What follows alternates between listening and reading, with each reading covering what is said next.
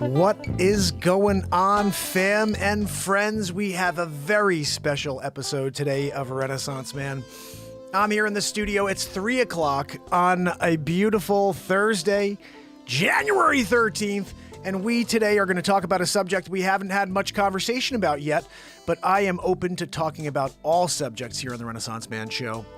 So, I'm going to bring our new friend, hopefully, to be, because we seem to make friends with everybody we have here for an interview.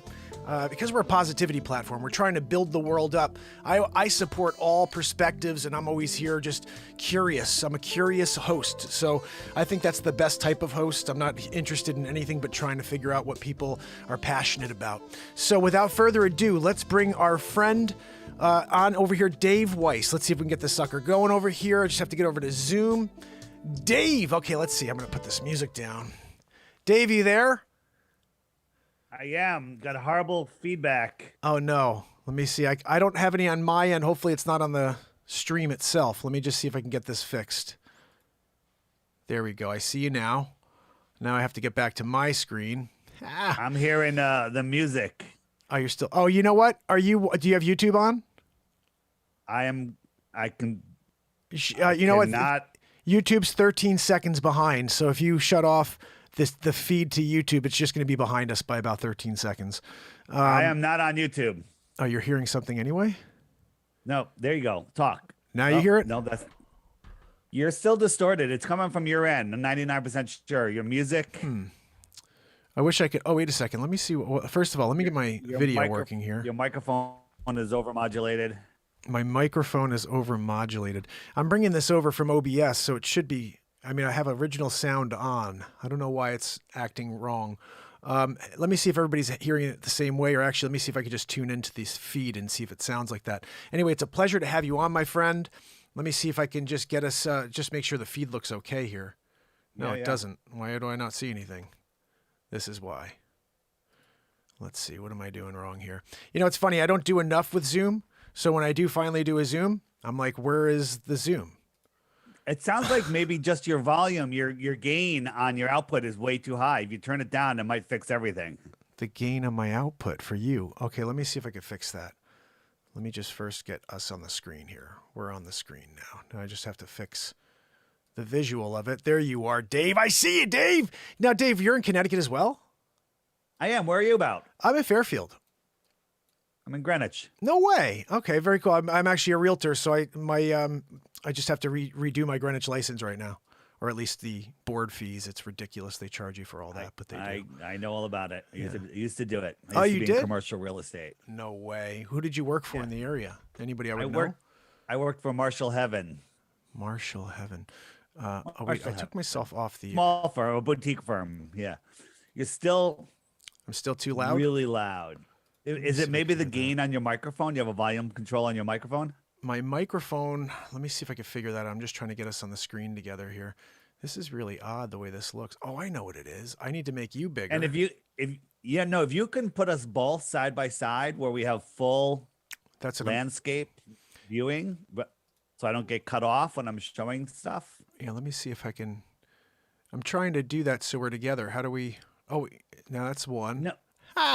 Hold on. I took myself off the screen for a second because I thought that was the way. Why? Yeah, and take me off of your screen. And then I'm just I'm looking at the YouTube feed. I'm on the side. All right. Yeah. For some reason, I don't know what the hell I'm doing here. Sorry, this is definitely uncharted territory for me just to get this thing working properly. Do people in the chat hear the distortion, or is it just me? Let me see. If it's just me, then that might be my fault, but I don't think so because I just did another show and it was fine. Let me see. Hey, guys, do you hear? Is it is coming through clear on your end? Sounds perfect, Niall said. So I don't know why. I have a feeling it's because of the feed coming through to Zoom for you. Let me just see if I can switch all this. I have no idea what's going on. I'm sorry about this. But anyway, regardless of that, you are from Connecticut. I'm from Connecticut. I'm trying to friggin' figure out why the hell this thing's acting the way it's acting. I think what I did last time was this. I make you bigger like this. And then I guess I'm just next to you. I don't know why this is looking like this, but last time I had a little bit better of a look on this. See, now I'm not... This is weird. Hold on. Let me try to do something here. I'm shutting that off and turning it back on. I'm looking behind on the YouTube feed. When you have us... Yeah, you're on my screen too for some size, reason. That's best. Yeah, I don't know why it's hold on, let me see something here. I'm going back to Zoom. I'm not even on the screen. I don't even know why I'm not on the screen right now. Hold on a second. Maybe that's the issue. My screen video settings. I'm going to do Go this into instead. Zoom and select your proper camera. Maybe you need to select your virtual camera, maybe? How's that? That's better. All right. At least we're on the screen together. I can't tell because when I look on Zoom, it's always good. Yeah, let me see. I'm going to go back to the main screen here, and I think we're good now. Huh. This is so insane that nothing's working properly, but it never seems to when you need it to. Yeah. Oh, I see. No, it is. Okay, okay, I got it. In case we never figured this out, give me permission to record. If you click right up here oh, yeah, on let the me go in dots and allow me to record. Okay, let me get up here. This is insane. Okay, so 3 dots up here. I see. Say allow to record local files. Play. Oh, I see these 3. Record on this computer, or where's it give you an option?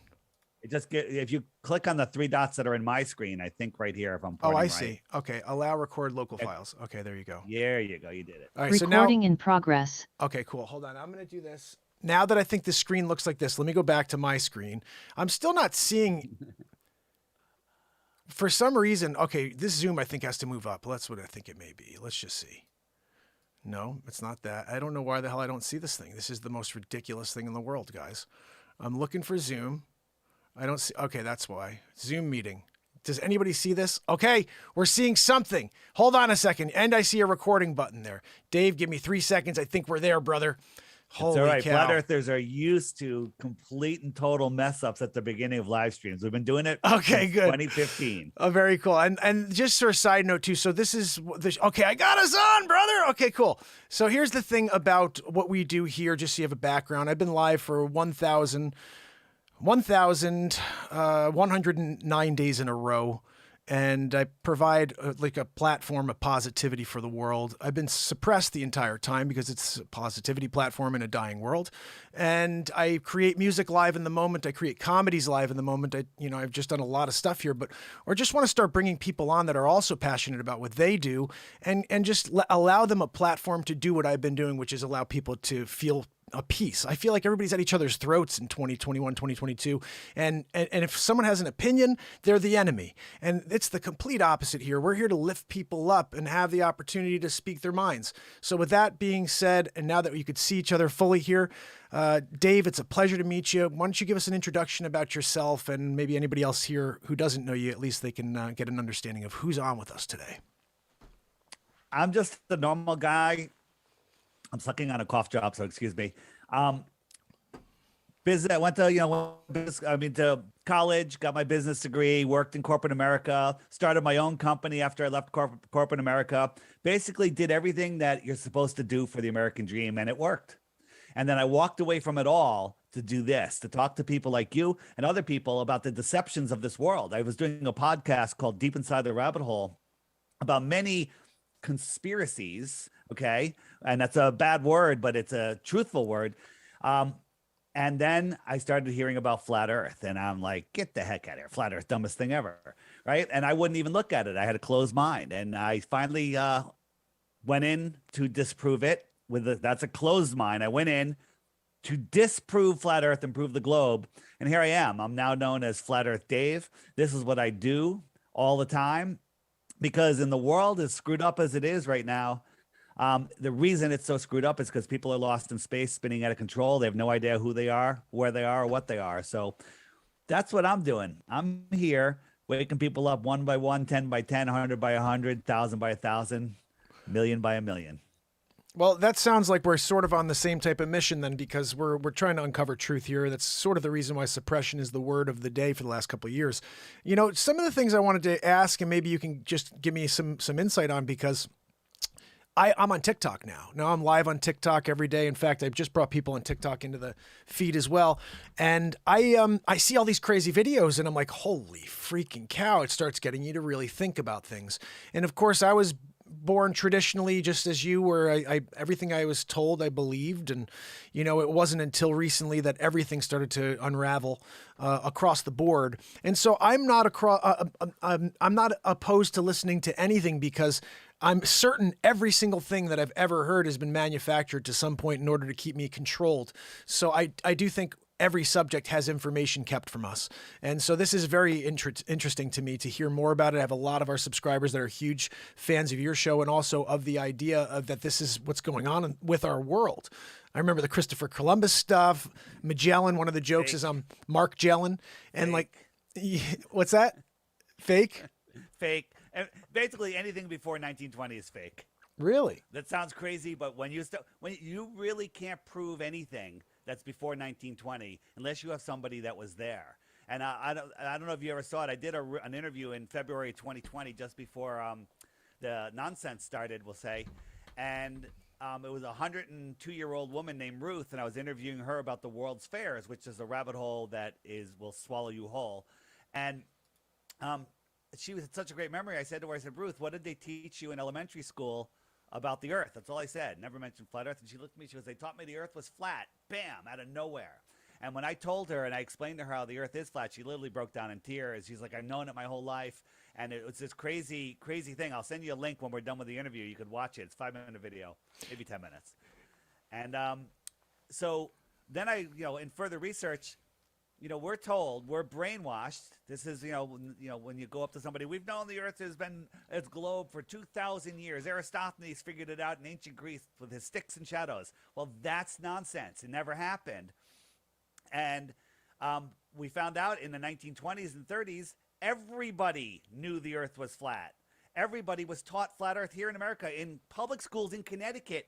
She went to school in Hamden, Connecticut, at a public school, and they were teaching flat Earth in science class in the 1920s in Hamden, Connecticut. How about that? Well, weren't they teaching it until, the atlases, I believe, or there was some sort of, in 1957, isn't that a year, something where they stopped publishing it in, I want to say the Encyclopedia Britannica, something like that, where there used to be information about 13,000 feet. The Encyclopedia Americana in 1959 edition had a part in Antarctica talking about the dome at 85 degrees north being 13,000 feet. Okay. Yeah, I remember seeing a video on that. The Globers will argue, they meant the dome of the mountain. You can just make up excuses and all sorts of stuff.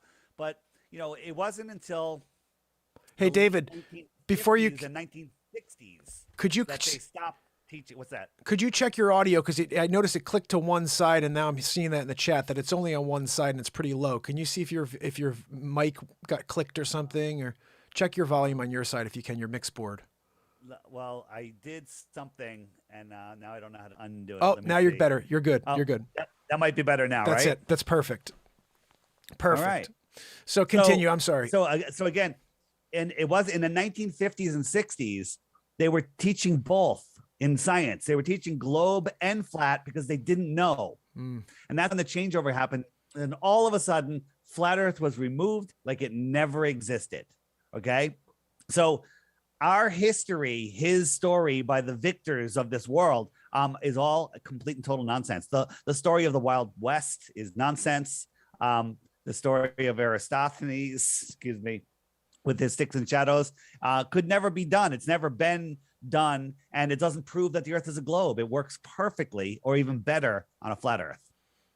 Now, I am curious because certain things that start to stick out to me. I remember, I haven't done a ton of flying in my life, but I know I've been up in the air before, and I've never seen any sort of curvature. But that I've heard some people say you're just not high enough to see it, and then I also I was one of the first guys to buy a drone, and I was actually.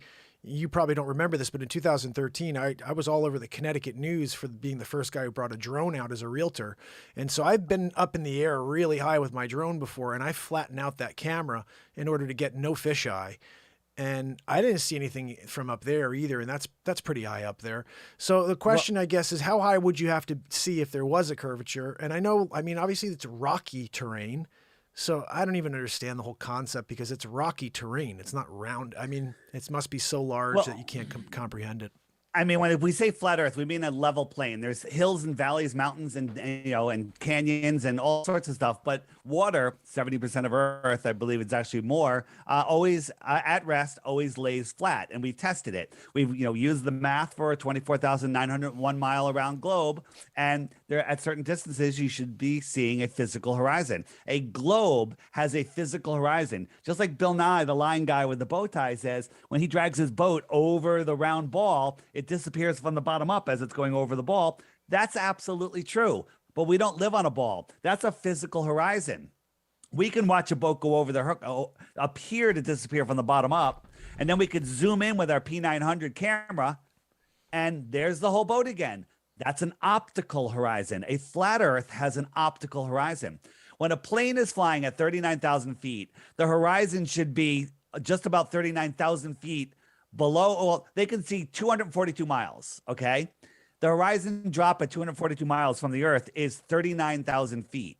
So if you were on the surface of the Earth and you could see 242 miles away, the surface would be 39,050 feet below you right here, okay? And you got to remember, though, when you're at 39,000 feet, you're 39,000 feet above the surface of the Earth. So that 242 miles, this horizon is supposed to be 78,000 feet below the airplane. But I could look out the left window, I could look out the right window, I could see the horizon, I could draw an imaginary line, and it's going to cross right in front of my eyes. That horizon remains at eye level. That only works on a flat Earth.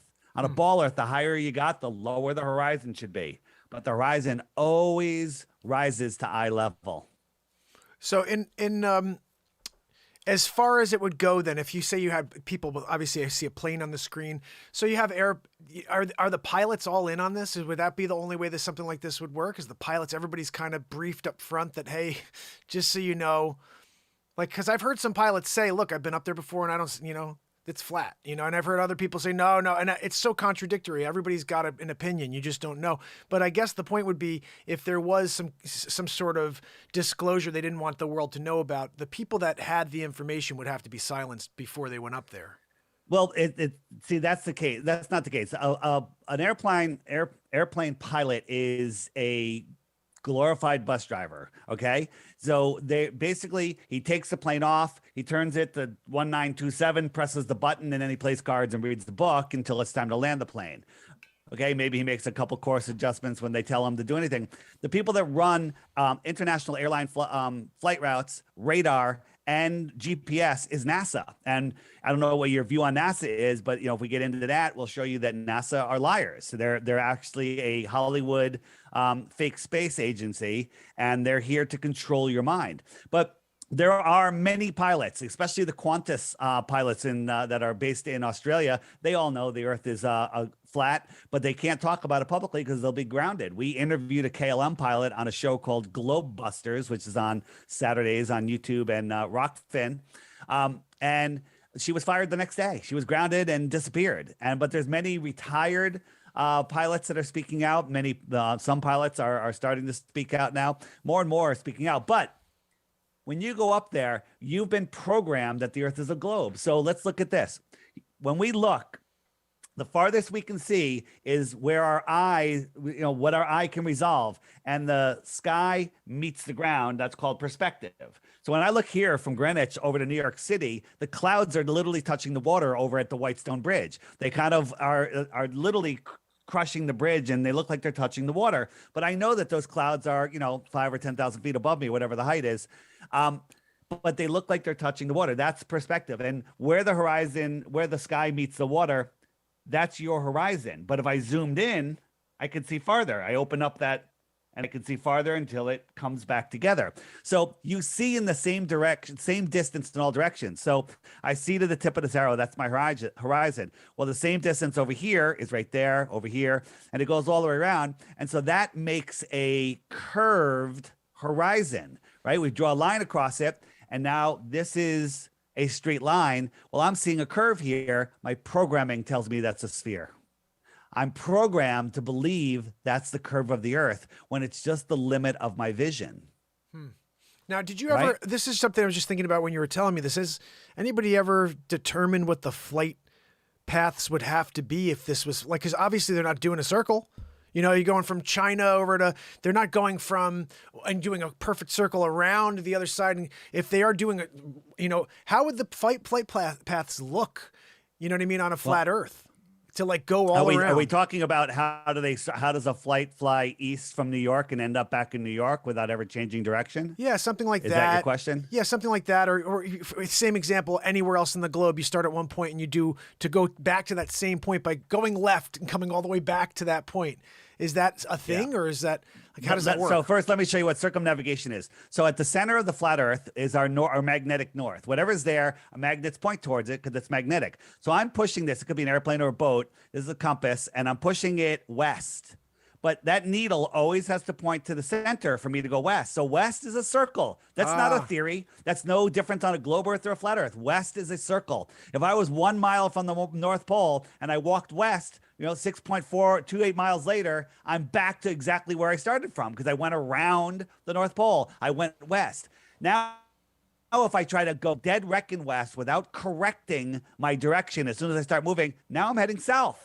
Right? I started off going west and I'm heading south because I didn't turn.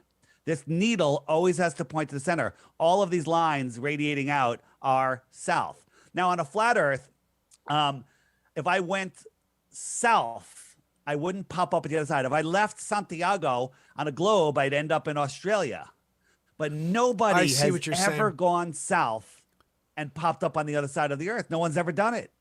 So the only way that my concept would ever make sense is if it was stationary and you started and it went around a circle. But because it's, even if it was going this way, everything's working off the pinpoint center as being the focus. So your left, it would be going around the top, not going around the bottom or around the whole globe. If there was anything, that makes some sense. Right. Billions of people have circumnavigated east and west, which is what I just showed you. 0 have done it north to south. Now, you can go past the North Pole and you're heading south, but once you're heading south, you never go back to north again. East, you go right around. West, you go right around. Okay? Where do you go if you go? Nobody has circumnavigated north or south. What would happen if, like, has anybody ever tried? And like, what happens? Yeah. So a couple years ago, this pilot was going to go for the world record on southern, south-north circumnavigation. So here's the North Pole. They went to Alaska, California, Hawaii, out here, these islands, Santiago. Then they supposedly went to the South Pole. They said the weather was too bad, so they had to turn around, and they went up through Brazil, and we're like, oh, well, they didn't do it. So they went up here, up and around. They got the world record for southern circumnavigation. They never went past the pole. That's like me saying, I live on a straight road, but it's a sphere because I can go to the end of the road. I could tap the telephone pole at the end, turn around, go to the other end, tap the telephone pole and come back. And I circumnavigated. This is all they did. They went from the north, over here, up and around. So circumnavigation south has never been done. People have tried it. Circumnavigating Antarctica, well, that would be good. However, Antarctica is not a continent at the bottom of a ball, right?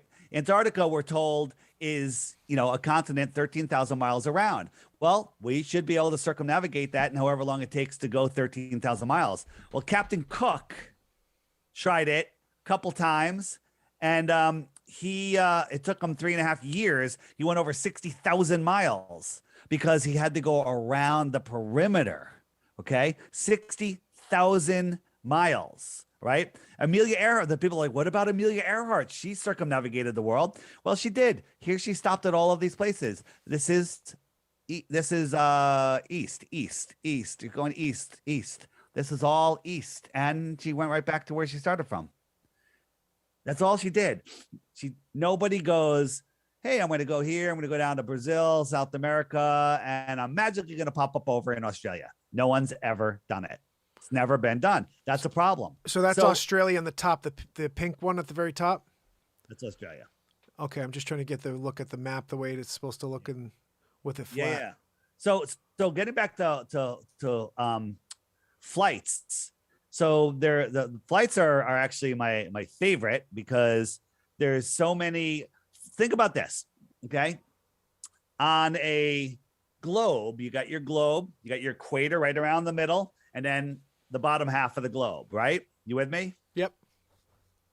And if you were going from any location in the northern, above the equator, any location, pick any location to any other location in the north, would you ever have to cross the equator if you're flying? You'd think not if you were above, if you were in the north, right?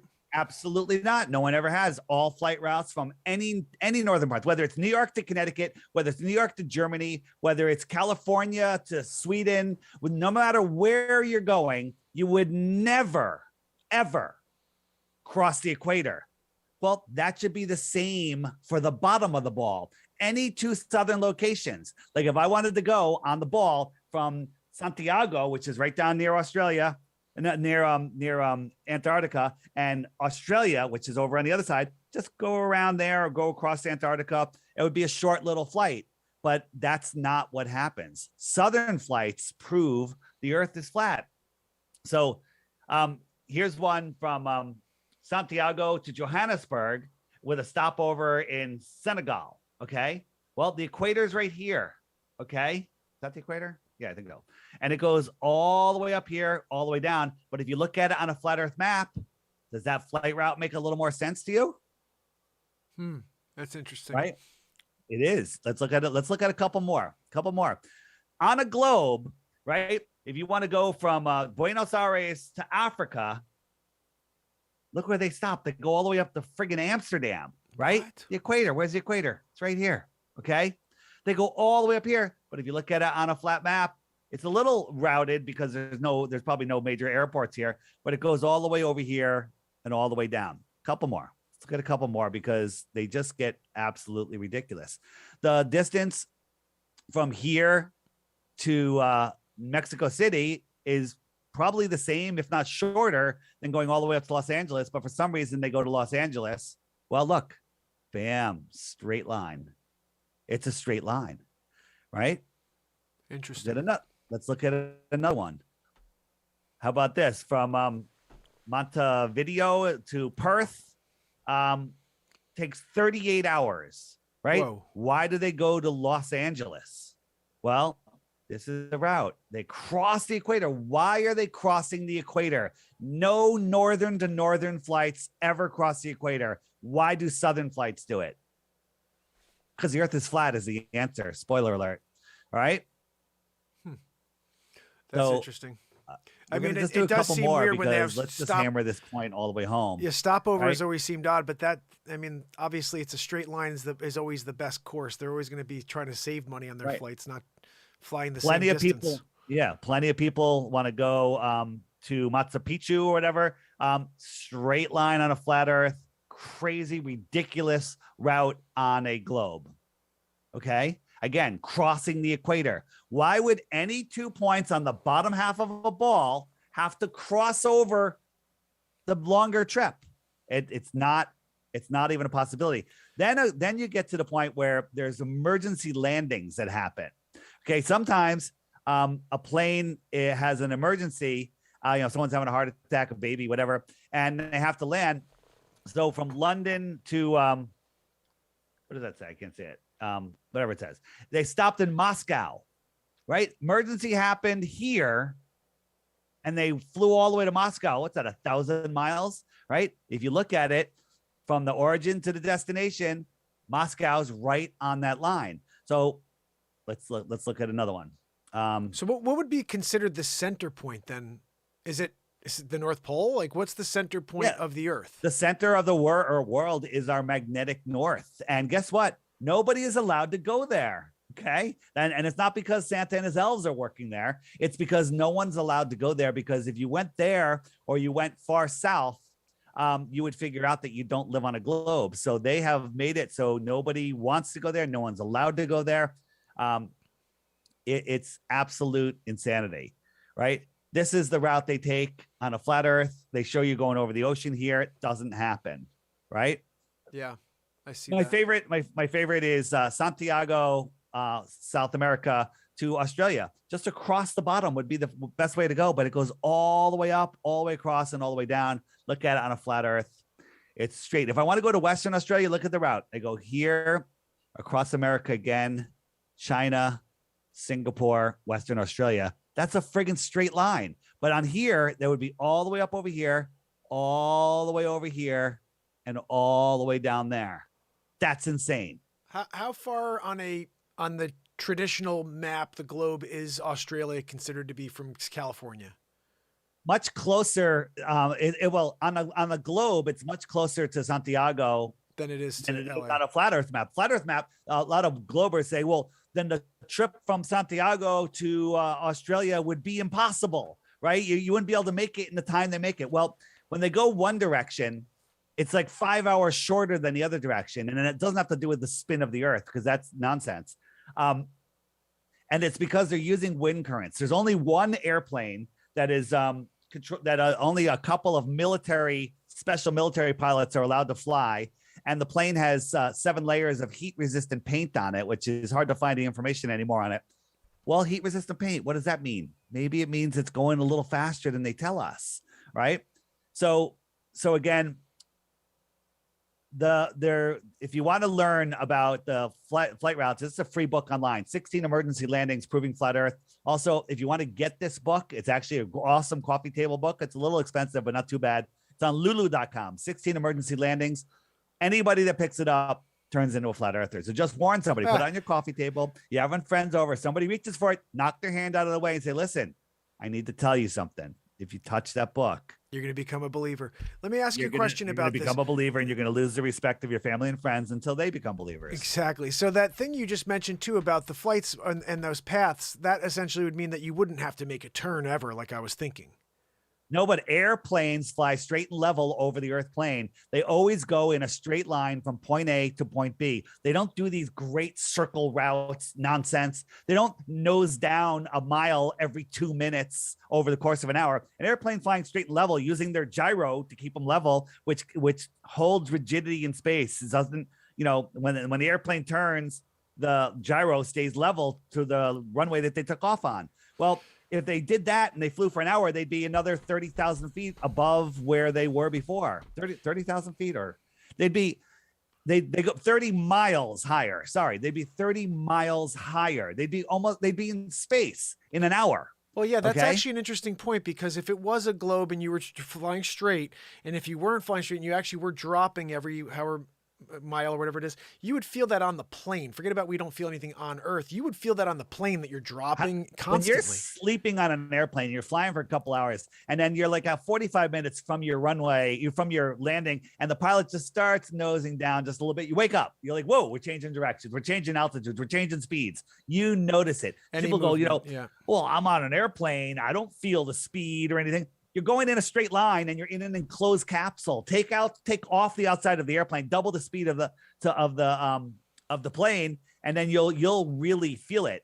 So let me show you. I want to show you. Yeah, and something I want to ask you. Routes. This is my app. It's called the Flat Earth, Sun, Moon, and Zodiac Clock app. And if I hit the winds, this is a site that shows you actual winds on Earth. And if I set it to about 40,000 feet, where that's where these maybe enough, the winds change constantly. So here we go. So if I look at this, these pink and white lines, these are like 200-mile-an-hour winds, sometimes 300-mile-an-hour winds.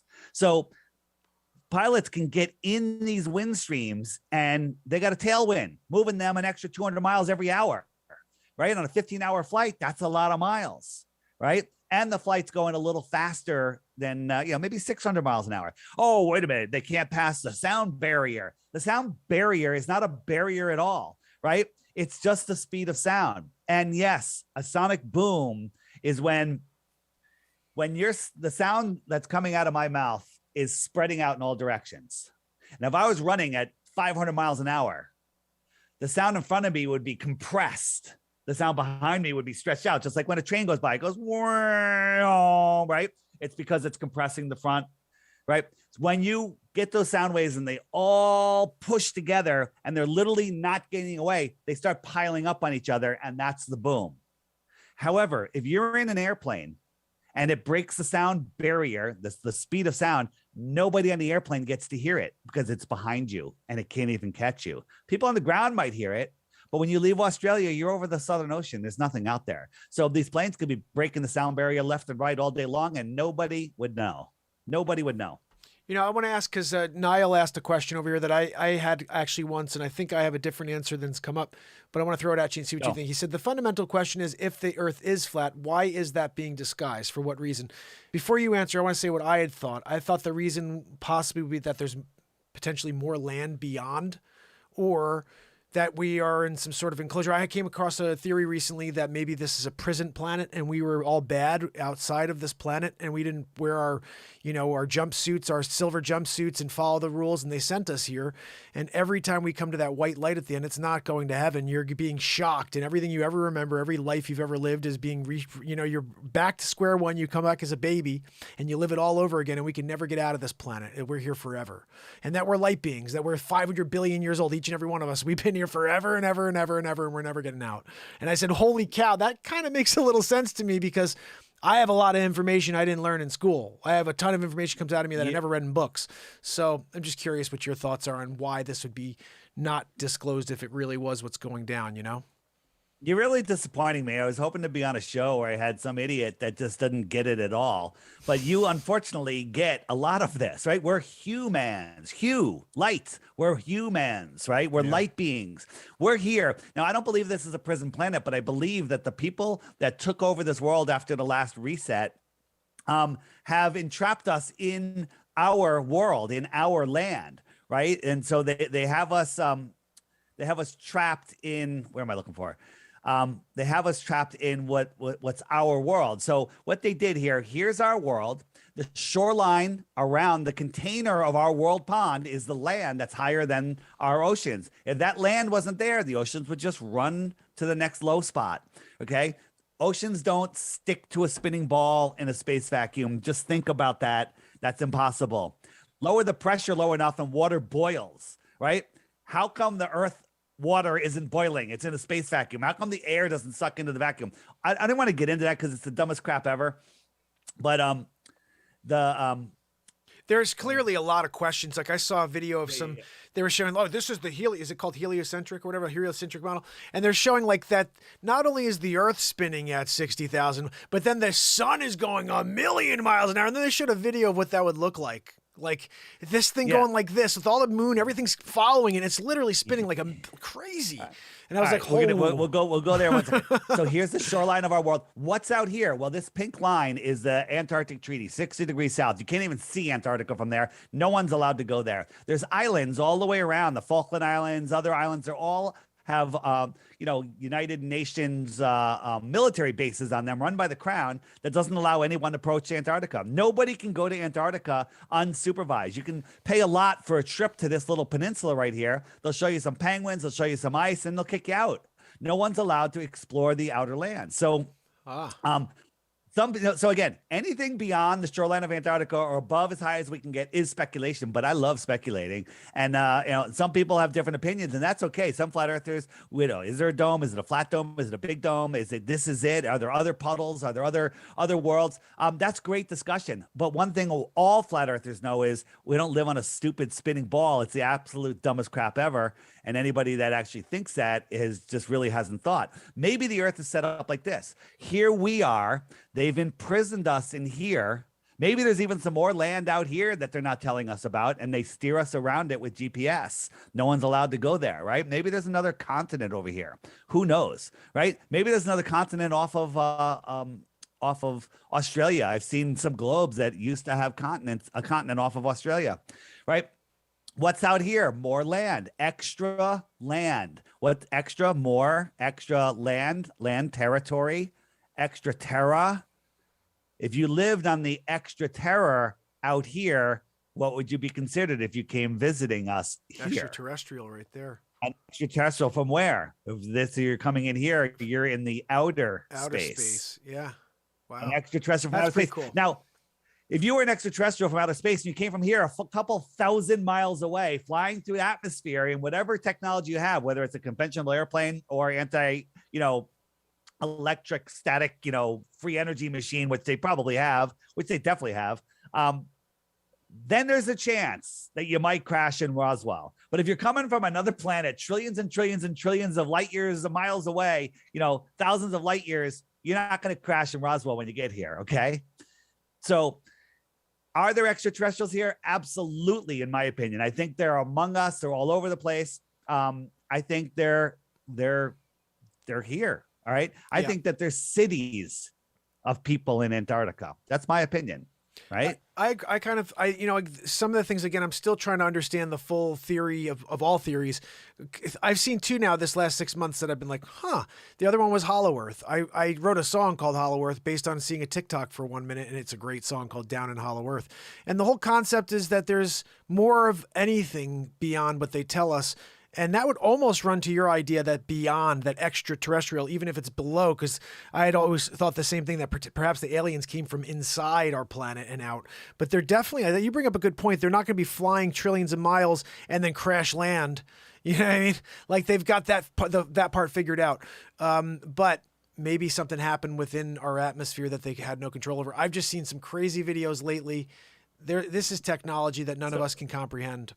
Right. And that technology is here. I mean, we have pictures. If you follow some of the Tataria guys, there's pictures of people on cell phones in the 1800s. I know. I've seen that stuff. It's crazy. This technology, there's an actual video of people on a moving sidewalk in the 1800s, an electric sidewalk. Okay.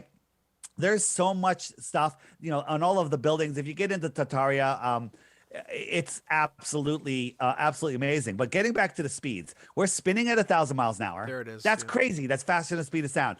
You're not watching the sun go down. You're falling over backwards on a ball, okay, in a space vacuum, and that's making the sun appear to go down. Okay, can I say retarded? Yeah, I can say retarded. It's retarded. And right? Where is that sun going? It's orbiting the sun at 66,600 miles an hour. Isn't that convenient? And where's the sun going during all this? It's going 1,000,000 miles an hour. Is that what it is? No, the sun is going about 500,000 miles an hour. Don't exaggerate. Okay. 500,000 miles an hour. And where is it going? So, just going? It's just going? It's going, but space is so big that even though it's traveling 4.5 billion miles a year, it's unnoticeable. And all of, when you're going down the road, you watch trees in the distance move really fast, trees in the back move slower. It's your perspective. That shimmer, that look. I know what you mean. Yeah. I'm spacing out on the word. But they say that never happens. Go out tonight, look at the stars, and then a year from now, same night, same time, go out, and every star is in the same position. I was just about to say the Big Dipper's been in the same place since I was a kid. It's always been. All of the stars are fixed except the wandering stars. Wandering stars, what are those? Well, the wandering stars are now called planets, and they're all named after gods. So that's a whole nother story. You got all this going on, all of these motions, curved trajectories, orbiting, in an ellipse around the sun, speeding up and slowing down, and the water is not sloshing anywhere. If you go out into nature and you look at the water, what do you see? You see this. Okay. Yeah. Nature doesn't lie. Nature doesn't lie, right? You have this. And I've heard the concept before, when you're in your car and you're driving, you don't feel it once you get up to speed. So I get that, but that falls apart is when you're in a plane. If you're in a car going 100 miles an hour on the most perfectly smooth road, perfectly straight, and you get a dinner plate and fill it with water and say, okay, I got my lake. And then you tell the driver to take a slight turn. What's going to happen to that water? Everything moves and it's going to slosh. It's going to go right off the plate. Neil deGrasse Tyson says because of the spin of the Earth, the water bulges at the equator 14 miles high. 14 miles high. 14 miles high. An airplane flies at 5 miles high. That means you have to triple the height when you're crossing the equator just to skim over a hump of water. Wow. Wait, that's what he said, 14 miles high? 14 miles high. It says 28 miles, but that's 14 miles on each side. 14 miles high. Meanwhile, we have the Maldives. The Maldives Island, just Google the Maldives. They're on the equator, and they're islands that they're a foot above sea level and they don't flood. Okay. 14 miles high because of the friggin' spin. Well, if the spin is doing that to the water, what about the orbit around the sun where we're speeding up and slowing down and speeding up and slowing down? Give me a friggin' break. And I heard based on the model, like the moon would have to slow down and speed up in order to continue to correct and not be behind or something. There's a lot of information I'm still trying to get my mind around, but you start to think, obviously every theory is going to have holes in it. And you start thinking like something flying around in a circle like that just seems improbable. It would seem a lot more relaxed and plausible that things move around So- this planet instead So of us. let's put our thinking minds on, okay? So if we had a rock 5 miles in circumference and we put a marble right there and I let go of the marble, is it going to stick to the ball? Well, I mean, obviously, if it's not, I don't understand how gravity works into all of this. That's the question I guess I would ask. We'll talk about gravity. It doesn't stick to the ball. So do you know about the 3-body problem? No. The 3-body problem is this, right? And you know what? By the way, every time, like you asked earlier, how high do you have to be up to see the curve? Well, there are people who are saying they could see it from an airplane, and we showed that it's just the curved windows, and we send up balloons, and they're like, well, you have to be in a jet fighter because the jet fighter, showed the curve, but he was filming through a curved window with a fisheye lens. But then we said we had one of the cameras didn't have a fisheye lens, and there was the horizon at eye level. So then Neil deGrasse Tyson, the failed actor, he goes, "Oh no, you have to go up higher. 127,000 feet or 120,000 feet." Felix, from the Red Bull space jump, he saw the curve. He even said he saw the curve. And then we showed the picture of the fisheye planet, and it's all New Mexico. Like a fifth of the planet is New Mexico. Obviously a fisheye lens. And then he goes, oh, you have to be higher. You can't see it. They constantly move the globe post, okay? Every time we get there. So just recently, an article came out that says they solved the 3-body problem. Read the article. It's absolute nonsense. There's like nothing to it. It's just like, read the title. People are going to read the title. Oh, they solved the 3-body problem. Flat Earth debunked. No, the article has nothing in it. 3-body problem is this. You take the best supercomputer of the world, and you got a sun with this much gravity, and you got a little planet, and you put it in orbit, and you tell it how much gravity it has, and the computer can model that fucker until the end of time. Okay, it'll know where it is tomorrow at 2 p.m. You know where it is in 100 years. It works perfectly. Then you add one more object, either something orbiting the planet, which you can call a moon, or something orbiting the sun, which you call another planet, and the entire model goes into chaos mode, and no computer can figure out what it's going to do next. Nobody's ever been able to. There's never been a computer that have been able to figure it out. No computer can model 3 bodies or more. Now let's look at our solar system. Well, there's like 80 bodies in our solar system. So now think about this.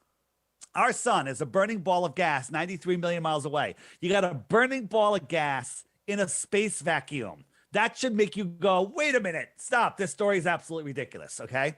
Right? That burning ball of gas is holding on to the Earth with its magical gravity so perfectly that it goes in predictable orbits around it. Well, it also holds on to Mars and Jupiter and Saturn and Pluto and Mercury and Venus. It's holding on to all of them. But somehow the Earth is holding on to the moon, and the sun ignores it. When the moon comes around towards the sun, don't you think it should speed up a little bit? Like the sun's like, hey, I'm pulling on you. Then it's like, nope, I'm going to go around the other way, and I'm going to maintain my speed, and I'm not going to slow down as I'm moving away from you. The sun has magical gravity. It only holds on to planets, and planets have magical gravity. They only hold on to moons. And when all of the planets line up with each other, none of their gravity affects any of the other gravities, other bodies of the planets. Nothing gets nudged out of the place. Everything works perfectly. Off the sun. It's absolutely insanity to believe that. Here's the problem. In school, I don't care how much schooling you've had, you weren't taught to think like this. You were taught to memorize and regurgitate the Rockefeller-funded textbooks of nonsense. Yeah.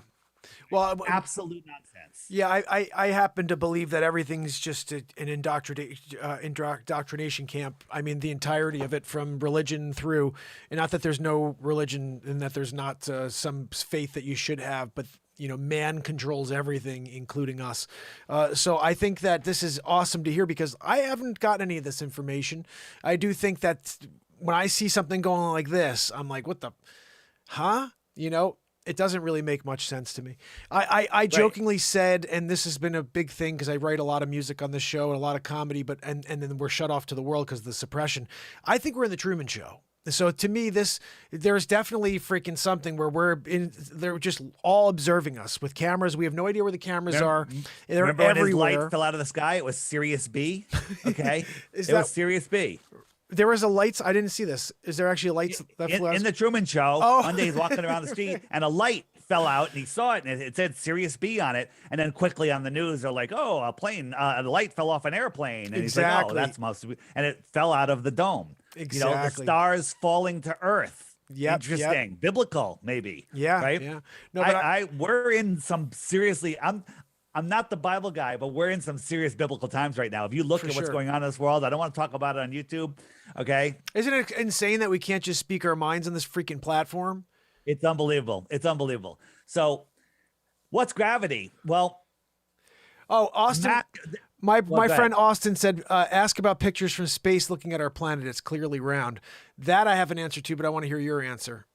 Well, remind me after I talk about finish with gravity. Oh, okay. So they changed gravity from mass attracting mass to the bending of space-time, the fabric of space. The fabric of space? What makes the fabric go this way and not this way or not that way? Okay. The whole fabric of space idea is complete and total ridiculous nonsense. So the Earth has a testable, measurable, provable, conspiratorial negative charge to it. Measure it. It's there. Scientifically proven. The sky, the air, has a positive charge to it. Okay. And when anything lifts off the Earth, it gets in that positive field and the negative charge of the Earth attracts it. It says, hey, down is this way. It's a very weak force. Just like they tell us gravity is a weak force. Okay. Well, the negative force just tells us which way is down. Okay. Down is this way. Right. So if down is this way, then buoyancy and density sort everything else out after that. Okay. So what do I mean by that? If I had a helium balloon, some ping pong balls and some marbles in my hand, I held them over a pool and I opened my hand, the helium balloon's going to go up because it's less dense than the air around it. Okay. The rocks and the marbles and the ping pong balls are going to go down. The ping pong balls are going to sit on top of the water because they're less dense than the water. And the marbles are going to go to the bottom of the pool because they're more dense. So buoyancy and density do all of the sorting out. And it's I always forget the words, electrostatic acceleration towards the Earth, right? I got to memorize that. Electrostatic. And so that's and we can prove that. We can show you experiments where things go the opposite direction of the Earth by changing their electrostatic charge. This little that shows you that this is supposedly going on in Australia. That's not what I meant to click. It does baffle me. Another thing that I've always tried to figure out with this. So, and I think you mentioned this on one of your segments, so there are people standing on this part of the Earth and then also underneath the planet walking at the same time, but they're not recognizing that they're upside down. Like, how does that, that's where I start being like, okay, what the frick? So in China right now, there's someone standing upright, but they're looking normal like me. Yeah. And their feet are attracted to the exact center of the Earth. Who told the exact center of the Earth, everything come to me? How about like a rock that's halfway between the center and the outside? How come it says everything come to me? Why isn't everything going towards everything? Why does everything go towards the exact center? So these feet are dragged this way. These feet are dragged this way. And these people are walking at different angles. Give me a friggin' break. A plumb bob, pointer, a weight on a string, always points down. If I'm holding one right here and someone's holding one in Australia, they're always pointing down. Down is down for everybody. Up is up for everybody. This little tinfoil, we're just putting a negative charge into it and it lifts up because it's maintaining its negative charge in this positive field of off the Earth, but it's maintaining its negative charge. So now it's trying to get away from the Earth, right? So they have propulsion. They have electrostatic the secret space program, I call it the secret propulsion program, right? So that is one way that they do it. You think that a lot of the stuff we see that's is one us? way to prove that this whole thing is electrostatic in nature. Go ahead. You think that a lot of the stuff we've been seeing, people out with their cameras, TikTok, is that may be actually us working with new technologies? I think so. I think they have craft that can pull money, pull electricity right out of the ether. If once you get into Tataria and look at the buildings that were built, those are energy harvesters. And there was a worldwide civilization here, worldwide, in less than 200 years ago, maybe a lot less than 200 years ago. I saw something, this may be completely different and sidetracked, but I saw a Chicago Fair. I don't know if it was Tesla involved or something, but it used to be like gorgeous Greek buildings, all this crazy stuff, and they ripped it all down. Did you ever see this? It may have something. You ever hear about this? So, if you look at the World's Fairs, they had incredible buildings, incredible stuff. You look at this stuff, this was, supposedly built Roman, when we had horses and buggies. Okay. Absolute insanity. Amazing, magnificent buildings, all with spires and domes. And, this is technology. And then there's people with horse and buggies and the roads are made of dirt. Okay. There's muddy roads with these grand buildings. Okay. And there's nobody around. And when you see pictures of these places, there's only a couple people and they're on their horse and buggy. And it's like, these people found this place after the reset and they re-inhabited it. And re-inhabited it. Is that the word? Am I saying that right? Yeah, no, that's correct. Yeah, absolutely. No, I think that, to me, this reminds me a lot of like the Great Pyramid. People have still maintained that it's the same age as the other, the Sphinx, I think it is. But one of them is 10,000 years old. The other is like 3,000 years old. So that means that it's been longer a distance between that first build and the others than our time and when that was built. It's crazy.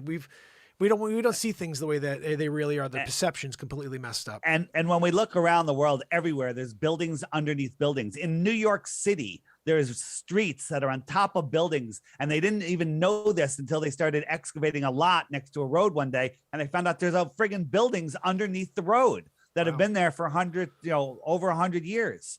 So there was some sort of mud flood, whatever it was, whether it was sediment, mud flood, man-made, worldwide, localized, don't know, wasn't there.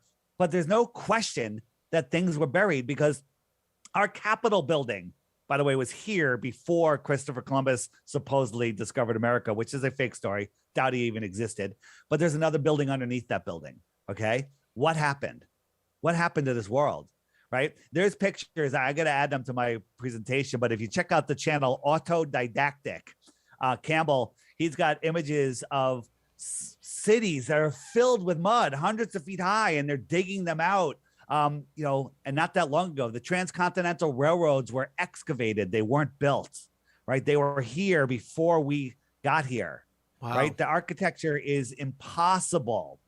And then once you start seeing all of this stuff, it's hard. You can't unsee it. I mean, the technology that they had back in the day, how did these poor people with horses and buggies build this stuff? What are all of these towers? Why? What is all of this? We couldn't build it today. Yeah. There was an obelisk, not even that big of one, that was being moved from one place to another. They brought in a crane, couldn't lift it. They brought another crane, couldn't lift it. They brought in 3 cranes, had to drill holes in this thing, put bars through it, and then they finally could move it. But that thing was supposedly built in like 1850, moved from another location. How did they stand it up when they got here? With hemp ropes and pulleys? Yeah, give me an absolute break. Yeah. Everything told is a lie. Everything, right? Horse and buggy times built this. That's such like architecture. Like, what's crazy too? You go back to places. I went to Portugal once when I was 18. And the architecture there too is phenomenal. These people they worked with their hands. They had a lot of pride back then. But the thing I don't understand is why they it's almost like the cancel culture now. They didn't want us to know about something. I've maintained for a while that there's been potentially hundreds of civilizations prior to us here that have gotten to or higher levels than us. And look, you could see places that 50 years have passed and they're 3 feet underground with dirt, so you could imagine 10, 15, 30, 40, 50,000 years ago or a million years ago, there could be 100 feet underground, a civilization that you'll never find. Or 150 years ago. Yeah. Okay. Everything is a lie. Our entire timeline is a lie. You got to start watching some of this stuff. But what was that? You had another question that. I was asking, why the lie? Let's get into why the lie for a minute. Yeah, why the lie? And then also, I think that, and I'll just answer this for Austin. I think that you have to be high enough to get the images that they've shown us. There's no way that any of the pictures we've seen are true that have been delivered by NASA, because they can't get high enough to take those images. Nothing's ever shot pictures of our planet, as far as I'm concerned. That's what I've been told. I don't know if that's true. Well, they tell us. I mean, the only people that say pictures of Earth are real are people that have no idea that NASA admits they're not real. This is made by a guy named Robert Simon, who said he made it in Photoshop. He did an interview. He talked about how he made it, how he added the colors, how he added the clouds. He even stepped and repeated the clouds using the same clouds. He's a very lazy Photoshopper. Okay. But they were also told that it was done in strips as a satellite or a space station, whatever it was, went around the Earth. So every 90 minutes, it comes back and takes another strip. Okay. And there's a gap. So they had to like put it together. Look at this picture of the Earth. Okay. Look at this. How did they take this in strips? Why are these clouds, you know, if it's taking this strip right here and it comes around again to take the one next to it, why is that lined up? How is it possible that this is all fake? This is just absolute, complete, and total fakery. We, people, if you have Photoshop, one of the flat earthers made this, right, in a couple of hours. They don't have $63 million a day like NASA, and this picture came out better than NASA's, right? It's so easy to do. NASA's horrible at it. And this is what they show us, and people are like, oh yeah, that makes perfect sense. You know, the Japanese here, Himawari 8 satellite takes a picture every 15 minutes, and it has live weather around it. Well, that's so easily done. They have a model of the globe, the blue marble. They take a picture of it, and then they wrap satellite data, weather data around it, and they add a light and dark, and they every 15 minutes they make a new one with real-time weather. It's easily done, and we actually found one of their servers. Somebody either was leaked to us, someone found a NASA open FTP server with thousands and thousands and thousands of folders with all of the images on how they put it together. The weather images, the blue marble was there, everything. And we literally exposed it. It's called it's in my app under What About Satellites. It's a video. Once you see that, you're like, okay, satellites are completely and totally fake.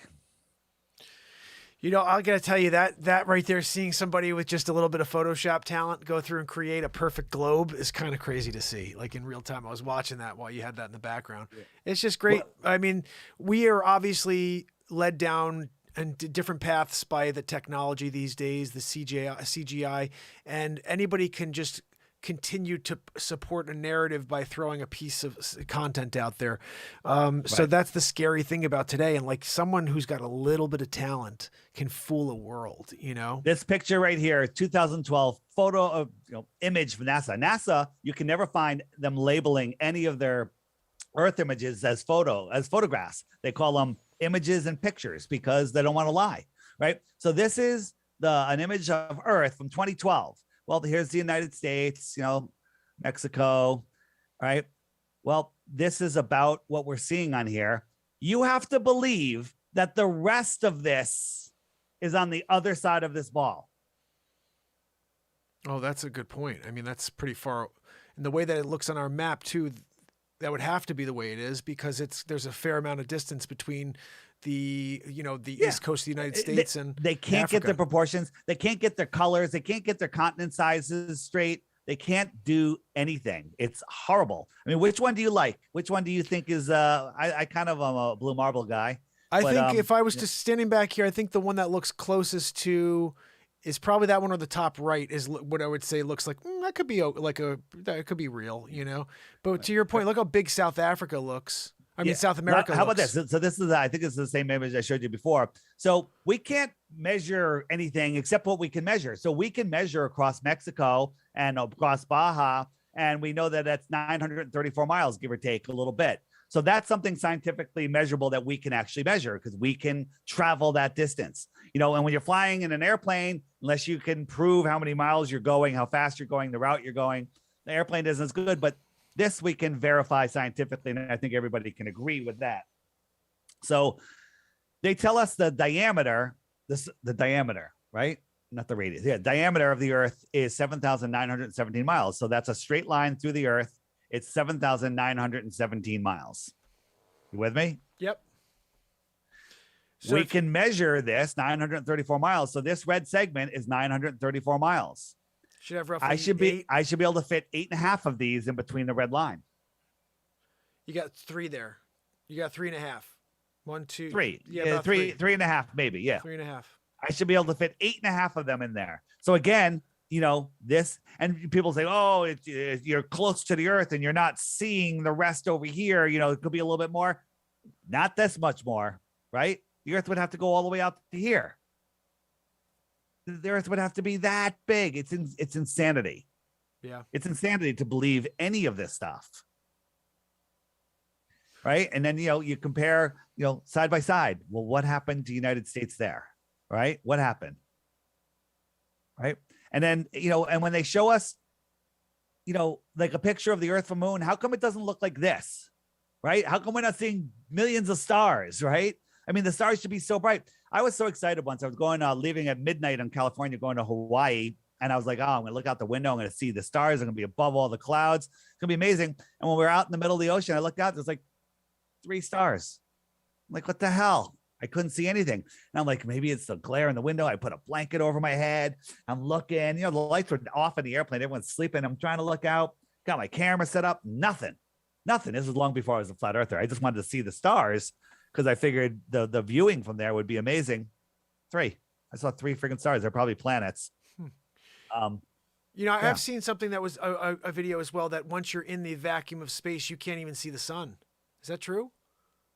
Well, that's what Eric Dollard says. He says the sun is a transformer. And I would kind of agree with that, because we sent a balloon up in Arizona with high def cameras looking up. And before the balloon even took off, star-filled sky, could see them all, right? As it goes up, you think, you know, 20,000, 30,000 feet, it's going to get amazing. It's going to get brighter and brighter. We're going to see more and more. By the time that thing hit 50, 60,000 feet, all the stars were gone. Wow. So the closer you get, I can't explain it. Yeah. Well, I know that I could give you my theory, but I can't really explain it. There's and we're getting kind of all over the place, but there's a video I saw, and it was the astronauts after they came back from landing on the moon. And so they're there. They did it. And so they're there. They're asking questions of these 3 astronauts that should have been so proud of the mission they just went on. And they looked so embarrassed. They looked like they were like, had egg on their face. And then when I saw, who's the guy who did Clockwork Orange? I can't think of his name. I saw his Kubrick. I saw an actual film, a deathbed confession, you know, where he's like, he was talking to a guy he thought he knew already. And the guy's like, you mean the moon? He's like, yeah, I thought you knew. Like that I filmed all of them. And then you start seeing how they had footage of this thing landing and leaving and cameras panning. And I'm thinking to myself, you had computer systems with 0 memory. How are you able to accomplish things like this? And so you pretty much answer questions when you start, you know, thinking about it logically. And I feel like a lot of the things in life should be challenged logically. NASA, there's a lot of scary things, videos where you see them playing with green screen. I got a green screen. That's what my show is. So I know how it works. And I see the way that they handle things, and they're missing, grabbing things, balls fall instead of floating when they should because they didn't do the right thing. And then, you know, nobody's ever been to space. I heard a guy who said something like, look, we just don't have the technology to go back to the moon. We're just not able to do it anymore. We got rid of all of it in the 60s. Yeah, we lost the technology, and we don't have the ability to bring it back because it's a painful process, whatever. It's mental. Absolute and total nonsense. It's absolute stupid. and total nonsense. Why do the astronauts that went to the moon have a Hollywood Walk of Fame star for being good actors? Well, amazing actors, yeah. Because they're astronauts. And how come the moon doesn't look like this? How come we don't see that from the moon? Yeah, we get this. Yeah. Okay.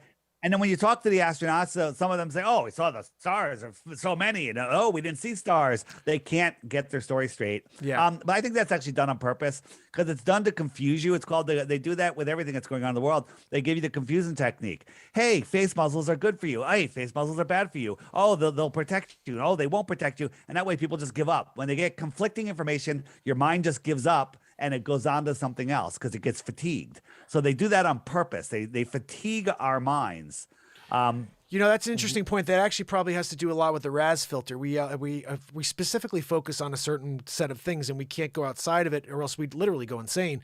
So our RAS filter keeps us focused on specific things that are important to us, priority items. Like if you see that car you've always wanted, and nobody has that green version, you go get the green version, and everyone has it. It was always there. You just never looked until you had it. So you're right about that idea, where they don't know what to say because they hadn't had all the questions come at them. So they're all answering based on some memory that was fictitious in the first place. Before, when I was showing you the flat water, this is the hypersonic track sled. I don't think I showed you this. It goes Mach 8.6. That is 10 times faster than the orbit and 100 times faster than the 100 times faster than this is the speed that we're chasing the sun, and 10 times faster than this is the speed that we're orbiting the sun. Wow. You have to believe that the water ball Earth is orbiting the sun 10 times faster than this sled. It's crazy. Okay. Yeah, absolute insanity.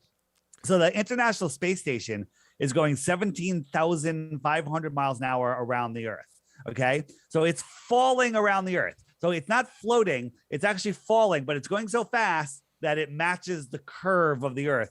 And somehow it just it falls around, always keeping the bottom facing to the Earth. Don't you think if it was falling, it would fall like this, right? But instead it falls like this. And continues around. Yeah. And it continues around. And because it has no resistance, it just goes forever.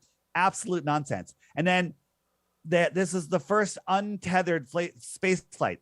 It's moving 17,000 miles an hour. There's a million friggin' satellites up there. And this guy's out there with a jetpack floating around from the space shuttle. Okay. And people want to believe this. They're like, this is the coolest thing ever. This is amazing. Right? Yeah, that's a good question. So he's up there right now. If he stayed up there, say, for 10 minutes, theoretically, the ground underneath him should have been how far away now? He's looking down. He's seen a whole different set of mountains? Moving with the space shuttle. Space shuttle's moving 17,000 miles an hour. He's moving too. I see. So he's moving in tandem with it. But he's moving 17,000 miles an hour, and he's not afraid of hitting one of these guys, right? These are everywhere. He's not afraid of that, but he's out there tooling around. Oh, absolutely, I see what you're give saying. Me a friggin' break. I see what you're saying. That makes actually that is pretty crazy to imagine that. It's so dumb. And here's the thing. Here's the thing, man. People are like, it's too big of a lie. It's not too big of a lie. This is the most important lie that they have, because I'll tell you, every flat earther out there, knows that what's going on in the world now is complete and total nonsense. So if you wake up to the flat earth, it's literally equivalent to unplugging yourself from the mind matrix. They have you in the mind matrix right now, just like Neo at the beginning of the movie. He's plugged in, he's lost, he doesn't know what's going on in the world.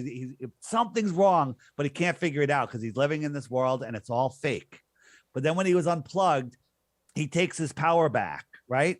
He takes his power back and realizes the power of his mind, right? So why the lie? Why would they lie, right? Because this is how they keep us in control. They want us believing that we're insignificant specks flying through an infinite universe, a godless universe, or a distant God universe at best, right? They want us believing that an asteroid could take us out. Nonsense. They want us believing that some rogue country is going to blow us up with nuclear bombs. Nuclear bombs are fake. It's not real. They want us believing that we're running out of food when you could take 10 square feet by 10 square feet of your yard, stick seeds in it, water will fall from the sky, and you can feed your entire neighborhood.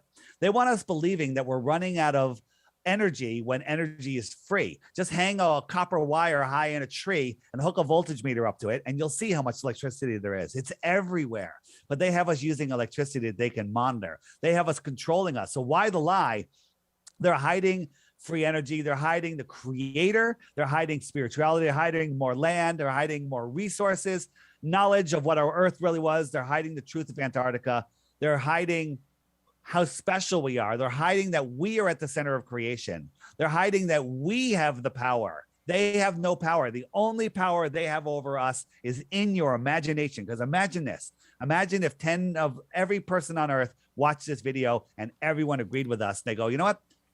Screw the mind control, the governing the mind, government, right? Screw them. They're done. They're finished. They have nothing. They have nothing. If all of the police and the indoctrinated, double jabbed, military forces woke up and said, you know what? Screw these guys. Why are they making us fight each other? Why are they sending us from one country to another country so one order follower can kill another order follower and they have no idea what's going on? All of that is made up. It's all control.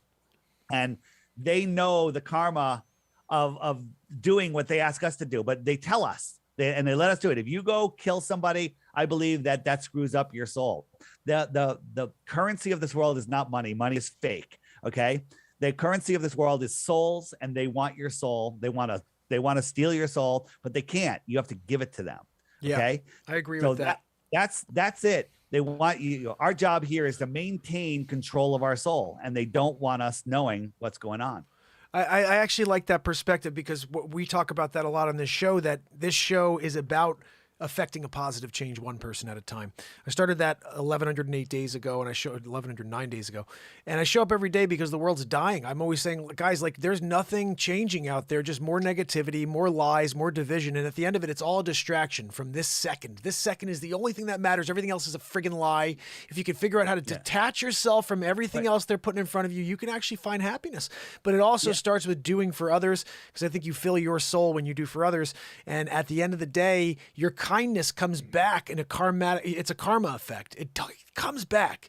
The more you do for others, it comes back. And when you do crap to others, it comes back. Somebody too. in the chat said, why would they hide free energy? Because that's how they control us. At the World's Fairs, they were showing free energy. Tesla Tower here in Long Island, they lit up the whole World's Fair wirelessly, free energy. And then JP Morgan and the other banksters, they're like, wait, how are we going to bill people for this? He's like, you can't, it's free energy. They took away that technology. You go back, look, in the 1800s, there was free energy everywhere.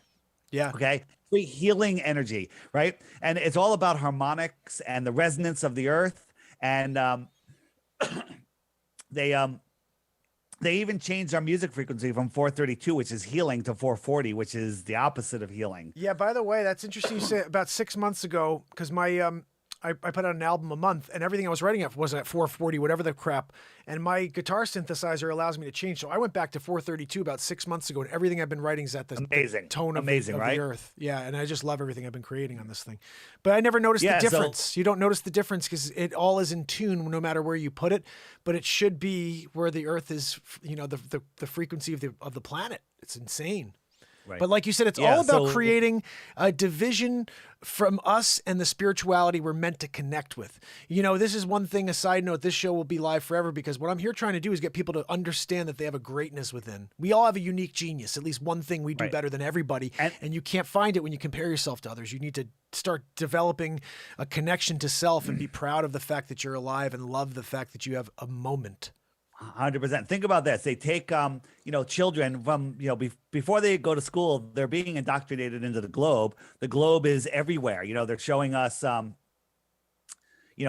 Sesame Street has astronauts on it. All of the Teletubbies, everything. It's all planets, everything. Whatever your kids are reading, Goodnight Moon, it's all about that. They go to school. They learn about the orbits of the planets and the sun and the moons. And then they teach you about government. They teach you how government's important, how utopia, it could never happen because everybody would kill each other. And all of that is nonsense. They have you so indoctrinated that now, as an adult, people will fight me. They'll come at me. They'll fight for the globe, but they don't know anything. We have a couple teams of people going around, going up on the beach, and they go up to people. Yesterday's featured video on the app. They went up to people on the beach like, hey, we got $100 if you can answer 3 questions about the globe.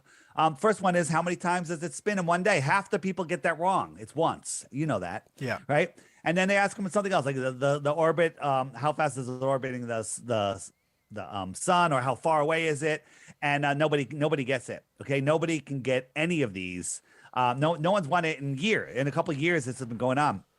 These are the people, though, most of them, that will fight to the death to maintain their imprisonment in the mind matrix, right? This is the most important topic ever. If you wake up to this, you wake up to everything. And when you wake up to it, it's like a magician. Imagine a magician is ruling your life. He keeps us doing all of these tricks and you're like, oh my God, I'm going to do this. Then you realize, he's the wizard behind the frigging cape. And you realize that how the trick is done, it no longer affects you. You've now risen above it. You've taken your power back. Okay. The Wizard of Oz is literally what's going on. It's a little old man behind a friggin' curtain, doing all of this woo-hoo stuff to make you believe and make you behave, and they're mocking us along the way. So we're going to wrap it up soon, but let me just show, for those of you that don't know, this is my app. If you search for Flat Earth, you're going to get nonsense. The algorithms hide all of the good stuff. And here's what I tell people. If you think it's stupid, I'm offering 3 Bitcoins for 1 proof of the globe, but you have to watch the daily video every day for 2 weeks. You just tap on that, up comes YouTube, and you got your video. Watch the video each day for a week or for 2 weeks. And at the end of that 2 weeks, you'll probably be a flat earther. But if you're not, you think you have a proof, send it to me. But before you do, you got to hit the frequently asked questions button.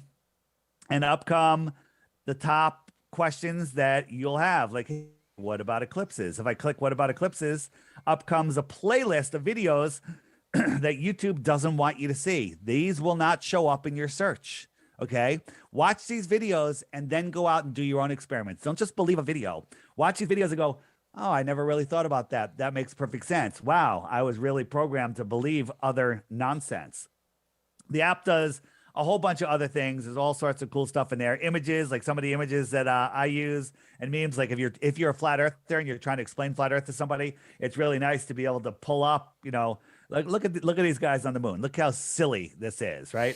You can pull up all of this stuff, right? I've seen a couple of good videos where you have like guys moving lighting in the background. You're like, what are you doing? And like you're on the moon with lighting. How'd that happen? Yeah. So you're trying to explain to somebody. You got the map. You got all sorts of stuff. But my favorite thing, which is a new feature, not that new, but new for a lot of people, is you hit this button right here, the handshake. This is the friend finder, right? These are the people that have the app and have put in a username for the friend finder. These are the people that are just near me. Let's just populate for a second. All of those orange dots are new people within the last 60 days. Wow. Okay. Yeah. And there's more and more in this circle right here. That's 50 kilometers. I have 261 people in that circle. I can send them a group message. Hey, I'm having a meetup at Joe's Bar and Grill, or Gin Mill, New York City, whatever. And people Joe's Bar and Grill is a good place in Fairfield. This is the way to meet people. You can also tap on a dot and message that person. You can see their profile. If they set up a profile, I have a new feature where you can put in all sorts of information. Hey, interested in work opportunities, interested in meetups, social media, whatever you want. It's all there. Add a photo. That is cool. That's coming in a couple of days. So for those of you watching this, don't go looking for that in your app. The social media aspect isn't there yet. All right. That is cool. Did you design the app yourself? Yeah, I've been designing it for 3 years. And I keep adding more and more to it. It's absolutely, truly amazing. And people love it. It shows you how the seasons work. The sun migrates in between the tropics. Right now, it was on the December 21st. It was out over the yellow line, the Tropic of Capricorn, Australia's summer. Now it's going to work its way back in over the next 6 months to the Tropic of Cancer. And then in June, it'll be back in here, close to us. We have our summer because it's closer to us. It's high in the sky because it's closer, just like that street light that you're standing under. It's higher in the sky versus the street light down the road, which is at the same height, but it looks lower. It's farther away, right? So think of it like a little heat lamp. It's coming closer. So this is our inner northern Arctic, sun's arcing around us, summer sun. And out here in the outer south, the sun antarcts around you, the Antarctic region. Okay. There's so much to learn in here. It will blow your mind. The app is $3 and you have it for life. There is a subscription fee that if you want to send messages to other flat earthers, it's $11 for the year. You're buying a glass of wine at dinner. Well, you just spent more than $11 probably. Okay. So it's $11 for the year, but you don't have to subscribe. You still get everything. You can still get incoming messages. You can see where the meetups are happening. You can see all the other people. You can get all of the videos. You get everything. It's called the Flat Earth Sun, Moon, and Zodiac Clock app. And it's the best way to learn about flat Earth. That's awesome. Is there a way, what's the best way for them to get the app and also for them to check out the show? Your show. When are you live usually? Yeah. So I'm live on other people's channels in the app. There's, if you hit the web button, there's tons of resources there, but one of them is Flat Earth Dave interviews. All my interviews will be there. This one will be at the top of that list once it's published.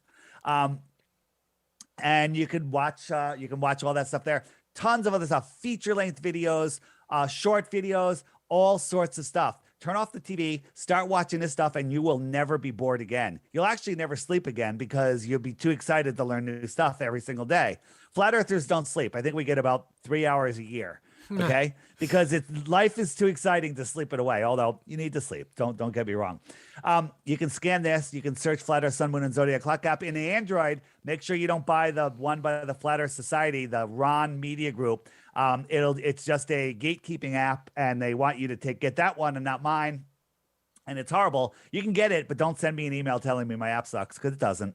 And if you forget all of this, you know, the name of my podcast is the Flat Earth Podcast. Just go to flatearthdave.com, flatearthdave.com. If anyone has a show they want to book me on, if you know a show, like, hey, you got to get on the so-and-so show, send me a message, send me the information, a link to the show. Tell me what's going on. Tell me if they mention Flat Earth, whatever you got. And I'll try to get on that show and talk to them. I love talking to people that don't know about Flat Earth. That's the best. So the app is linked there. My podcast is linked there. Though you can book me for an interview there. And there's all sorts of stuff there. Awesome. Brother, it was a pleasure to meet you. Maybe we'll run by you one day in Greenwich. I'm always down there trying to sell. That's where the real estate is, guys. And I'm in Fairfield. I like to sell Fairfield, New Canaan, Darien, and Greenwich. That's it. Don't give me anything else. No, I'm just kidding. I'll take anything. I'm a realtor. I'll freaking work with anybody in Bridgeport all the way up to New Haven, wherever. You got a business, I'm there. Get the app, and next when we have a meetup, that way you'll get a message. Hey, there's a meetup happening. We did one up in Berlin, and it was fantastic at a big diner, a Flat Earth friend of mine. You know what? There's interesting. You bring up a good point, because the people that are part of these communities, you know, like we're building a community, you have your community, and most of us are shunned, you know, like, again, positivity and trying to connect the world is not something the agenda wants out there right now. Just like your theory, people don't want people even talking. They want them to believe this is it. It's rigid and nobody has the ability. We used to be able to flip channels. If I didn't like what I saw, I flipped the channel, Dave, right? I'd be like, I'm not digging on this. I'm changing the channel. Now you get 5 channels. It's what they want to throw down your throat, and there are no other channels to access. You need to get a VPN and get the frig out of the United States in order to see anything worthwhile.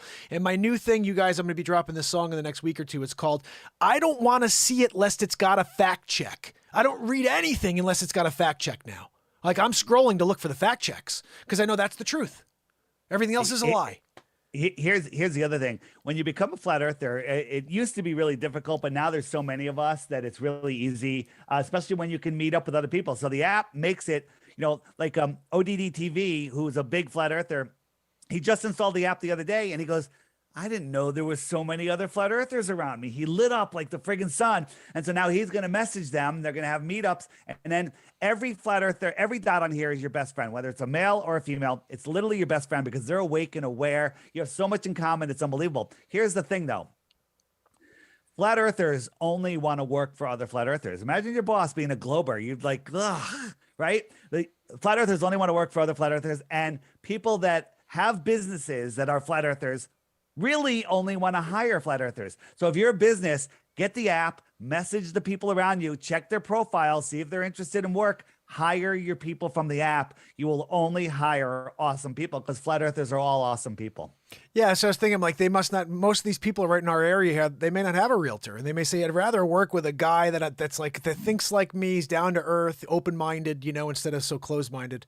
So get on there. Yeah, guys, make sure you download it. Put in your information, put a link to whatever website you want, and then send a broadcast message out. Like, hey, I'm having a meetup, and then meet these people and let them know what you do.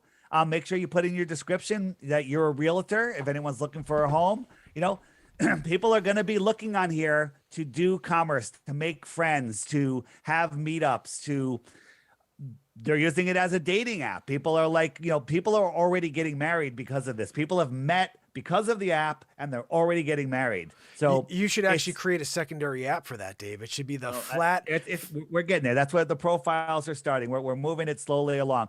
But this is about connecting people. This is about using their technology against them to bring us together, because they want to separate us. They separated us by countries. They separated us by religions, by races, by states, by political parties, by genders. Divide. That's how they control us. If we all get together, they're finished. That's it. I'm actually, when you finish and head out, I'm going to play everybody a song here I wrote this year called Funk the Division. There's a line here. It says, I'm going to just play it for you. Hopefully you'll listen to this on the way out. It's a powerful song. Most of the songs I write are about society. I talk a lot about Dr. Weasel Fauci and all these other, I call him Dr. Weasel Frauci. But basically 156 songs, about maybe 80 of them were straight up about society. And they're all powerful moments that happen live. There's no script for this show. There's never been. And we do 2+ hours every day of the year. So if you are new to the show, give us a subscribe, because I'll be here forever. And Dave, anytime you ever want to come back and chat, I'm here every night of the year for 2+ hours. And we're just trying to lift people up into the light instead of bring them down like most people are doing on platforms these days.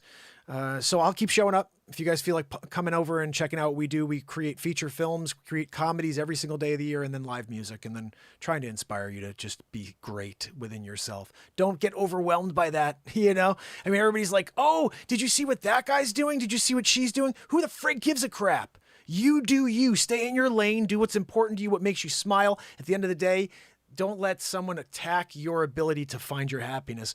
Dave said something very interesting. We have to protect our souls. We only have that. That's all we have on this planet. We have our moment and we have our own existence. It's a light being within this body that we all are sharing. And the first division ever was religion. Look, you don't believe what I believe, then you're not my friend. We hate each other now. We go to war. We kill each other. There's one thing I want to share that everybody should know. Whatever your religion is in this world, when you feel that religion, when you have faith, and when you are praying within that religion, that energy level you are feeling in that moment is the same thing everybody else in the world feels when they pray to their God, their deity. So have respect for others' opinions, and our differences are what make us so unique and should connect us, not divide us. All right, play the song. I'll listen on the way out. Thanks for having me, and everybody learn about Flat Earth. Yeah, guys, pick up the app if you can, please, so you can make sure that you support Dave. And Dave, thanks so much for coming on the show. Really a pleasure. And I want to thank Bex for getting you on here, for letting me know that what you're doing. I support all people that have a passion, and it was a real pleasure to meet you today. All right, man. Thanks. See you later. My brother. All right, I'm playing this for you guys now. Dave, so cool to have you on. Let me just shut off the Zoom real quick. Guys, you don't want to miss this song right here. This is absolute fire. This is basically a song that should be blowing up. The whole world should hear this song right now. And you tell me if I'm right or wrong. It's a funk tune called Funk the Division. I Like My Chicken. Check this out. Drinking water before bed burns 46 pounds in 2 weeks. If you are struggling to lose weight and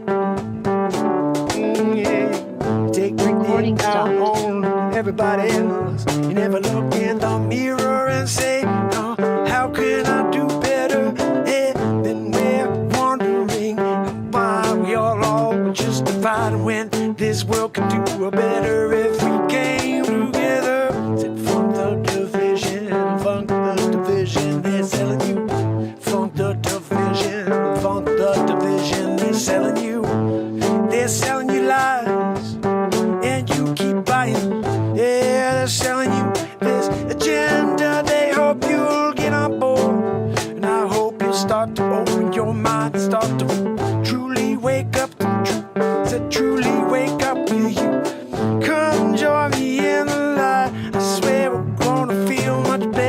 than they make you feel every night.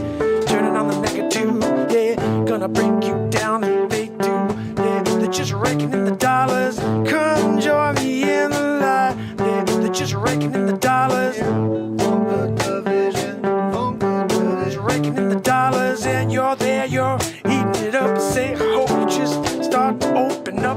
Funk the division, funk the division. They're selling you. Funk the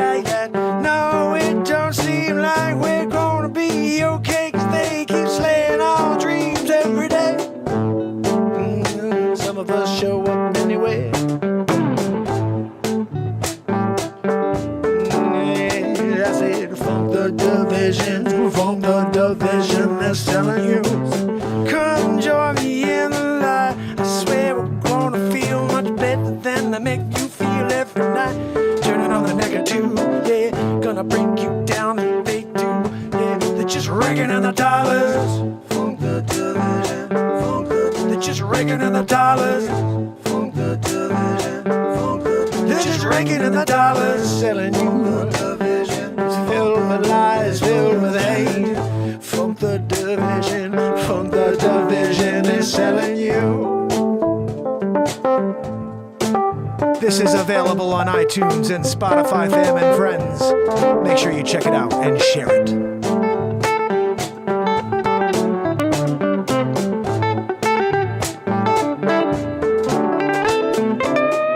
Funk the division is selling you. Funk the division, is selling you. Funk the division, they're selling you. Funk the division, they're selling you. Funk the division, they're selling you. Funk the division,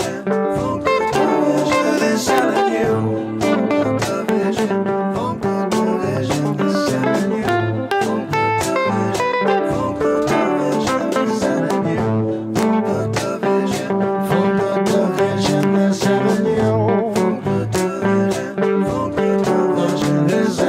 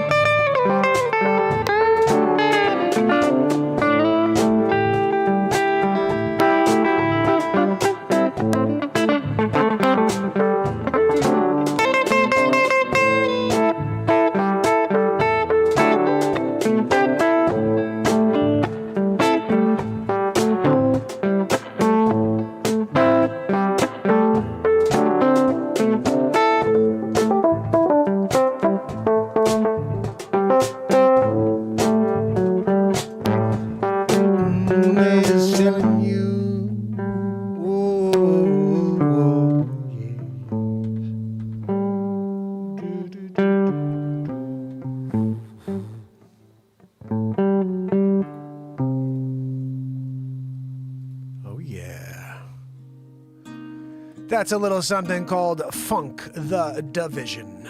At the end of the day, guys, we have to funk the division. We're living in a crazy world. Diane, right? Let's make some magic happen. 2022, this is the time we come together. This is the time we let ourselves express peace and happiness towards the world around us. We cannot continue down this path that they are continuing to push us down, right? It's got to come to an end. We need to pioneer a new way. So I was so excited to have Dave on. I want to thank him again for coming on here and sharing his perspectives on this topic. I'm a guy here who's open to hearing all perspectives. I'm still, trying to understand how the world runs. I feel like most of it is a lie. Almost every single thing I've ever been taught has been a lie. It's been about control. It's been about keeping us on a path that doesn't have us asking questions. When we ask questions, we are suppressed. When you get suppression, there's two things that happen. You either quit because you're sick of nobody hearing you, or you're crazy like me and you keep showing up anyway. Those are the two differences. They are really good at squashing out people's dreams of affecting real change. There are people who are so concerned with creating the community, creating wealth, that they're not thinking about the act itself. I show up every day regardless. I don't care how they treat everybody. I just want people to at least know there's an opportunity to separate from it right here on the Renaissance Man Show. And we're going to have interviews with everybody all across the board, all different walks of life, different passions, different businesses, different beliefs. I want to have different faiths on here to discuss. I don't want to get into arguments with people. I want to have conversations. I want to ask questions. I'm a curious host. I just want to hear what people have to say and what they're into, Like, one of my favorite things in the world is just sitting here and hearing Dave get passionate about it. Like, I love seeing people light up about the things that make them, tick, You guys see what makes me tick every day when I come out here and create. But to see others and see what makes them light up the same is pretty cool. It's what I think I'm really going to enjoy going forward. So my intention is every day I'll have an interview here, whether it's 5 minutes or an hour or whatever. So if you guys know anybody or you want to see anybody else on this show, set it up. I'll give you my Calendly link, and let's see if we can create some really cool moments here, interviews. These are questions that people have. I want to have conversations with people and go over the questions that we all have.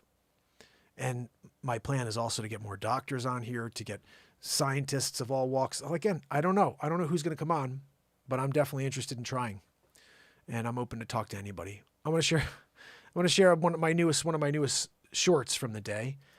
I've been dropping shorts since last night. I put one out right after the show. This one right here is just one of my characters, Hammerlin Jameson, trying out for a Supermark, and this is just a short I wanted you guys to see. Hopefully you get a chance to give this a like. Hammer Jammer! I just said it, Father. Oh my gosh almighty. Hammerlin Jameson has one thing to say to you. You can be super also. Like Super Hammer.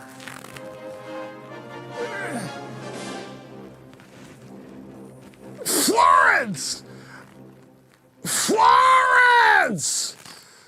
Give me my drink! That was a perfect take! I wasn't gonna need another one. That was perfect. Hammer, you had the cape on your head. It was the worst take in history. Take 6. Action. Super Hammer on duty. We got the duty. You do have to see the full clip because it's pretty funny. Because did I duty in my pants? All right, I shake settled. Hammer Jammer. So Hammerlin's our in-house drunk newscaster. Basically, every time I do the news, Hammerlin reads it for us. And so I decided to drop that. That's just one of the crazy, silly bits we do here. On a daily basis, we drop content for the world, face swaps, live comedy moments. There's never been a script, so all these things happen live. On the 1,100th day in a row, or actually, I'm sorry, this may have been day 1,095 in a row for the 3-year anniversary of this show live. That's 2+ hours every day for 3 years, guys. Just in case you are trying to figure out, oh, what did he do, a quick vlog for 3 years? Did he get on for 5 seconds and say, hey guys, that's it, have a good day, see you tomorrow? No, I did freaking 2 hours for 3 years straight. Nobody ever freaking heard it. What are we doing? Right? What's that, Zabrowsk? I didn't even get a woohoo from you today. You got no woohoo? You're sitting there and just allowing? Renaissance Man Show, you don't do a woohoo? Guys, I'm not gonna give him a hard time. You give him an inch, he takes a mile. That's all I'm saying. So this right here Let me tell you a story. Wow. Young man. Guys. Come down. Start a show. Why am I hearing this? December 31st. Okay, I guess it's playing. Here, this is what I wanted to play for you. Let me tell you a story. Young man. You come down, start a show. December 31st, 2018. He says, try to make a change, effect a positive change. One person at a time. Who knew he'd have such a hard time reaching the world with the message of love and light? He does anyway. Show up. Today, we're going to overview some of the people who've been watching the program for a long time now.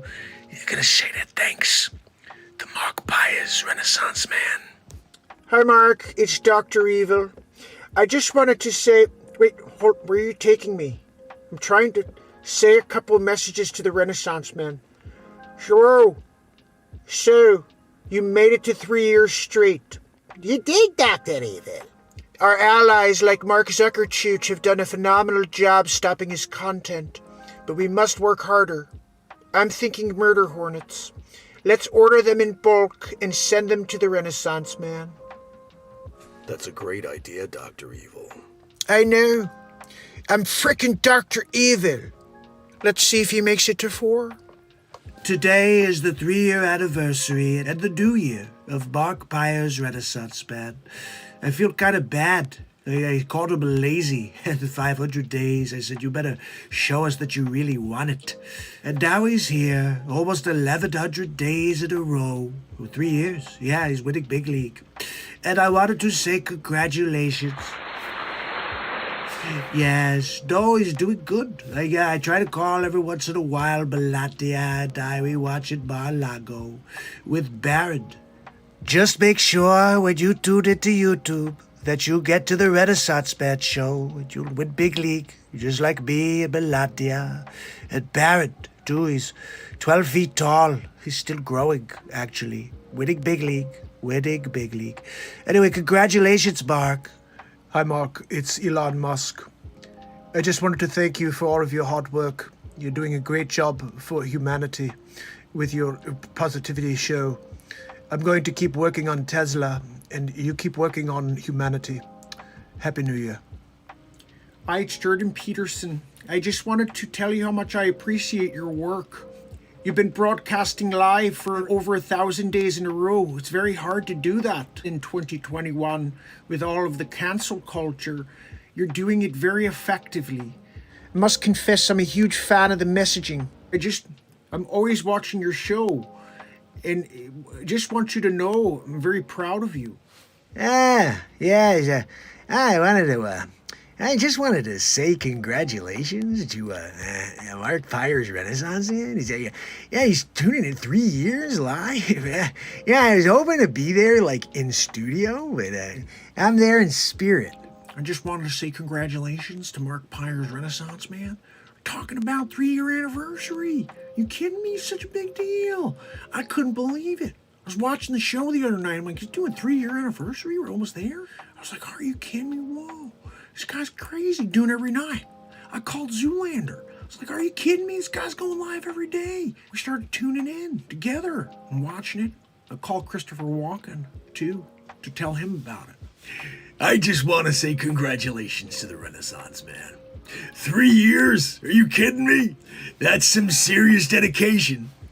Hi, Mark. It's Bezos. I just wanted to wish you a happy new year. 3 years in a row. That is phenomenal.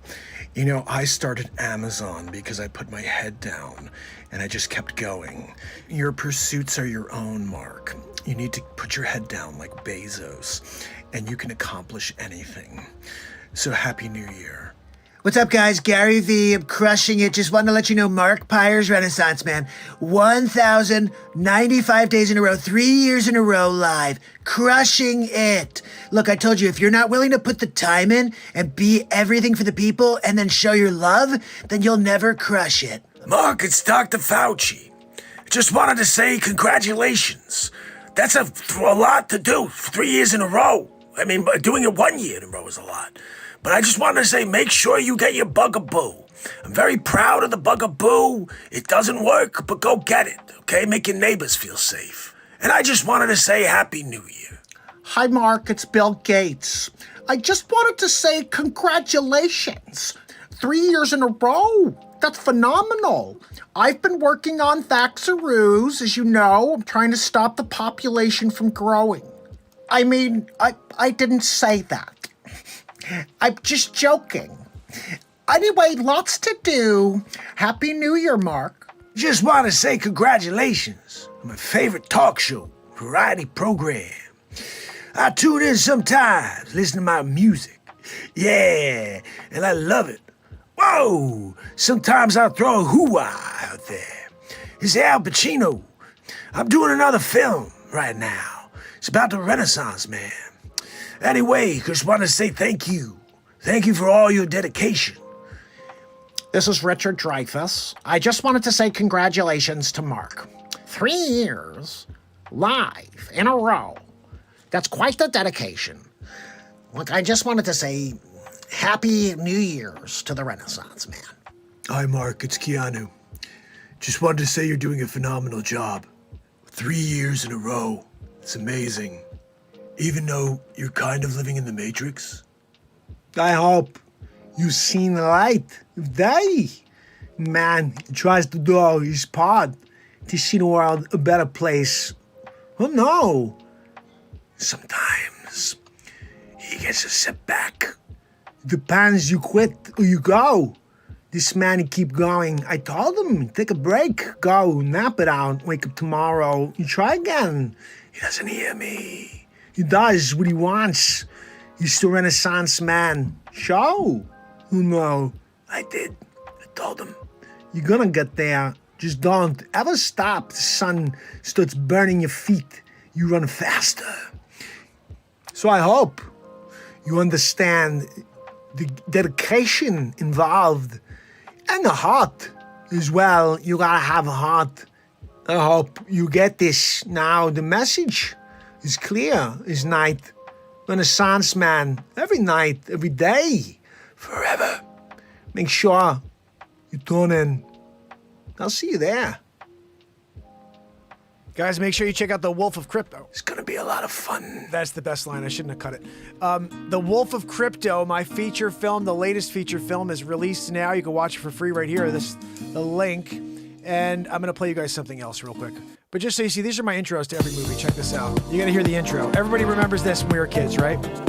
You ready? Thank you for coming along.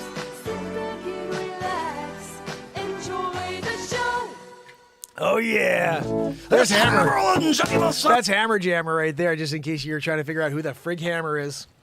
I have to play you this because this got limited as far as exposure by the ScrewTube.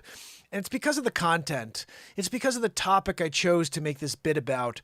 But you tell me, is this one over the line? Let's just use it as an example. You could have a son who gets in bed with Russia, gets in bed with China, literal crackhead, found, information, pictures, literal, that's not like you're like, oh, well, this is formulated and fabricated and this is Russia. That's what they pitched. And guess what? These idiots, sheep in this country are like, yeah, no, it's Russia. Yeah, it's all Russia. Didn't you look at the Didn't you look at the pictures of Cracky? You didn't see Skeet Ulrich with the freaking crack pipe in his mouth? Laying in bed with the sachet over his shoulder with glasses. Freaking Skeet Ulrich. I swear he was in Scream. That's not Hunter B. That is Skeet Ulrich, and he is pretending to be the son of the Poopy Pants. I can't see it, though. I think it's really Skeet. I just want to go up to him one day and be like, oh, Skeet, can I have your autograph? Can I buy one of your paintings, Skeet? No, it's Hunter. No, it's not. No, it's not. Stop freaking lying. Everything with you guys. Everything with you guys is a lie, right? I mean, like, oh, yeah, no, my name is Hunter. Are you freaking kidding me? We all saw you in the movie with Nev Campbell. You were there, right? And then you did the thing. Billy Loomis. You were Billy Loomis. Look, I can't deal with a situation where Billy Loomis pretends to be Hunter. You can't. Walk around and pretend that you're the son of a guy who poops his pants in the triple diaper situation, and you crack it out in hotel rooms. That I can't. You know what I mean? I'm just saying no to it.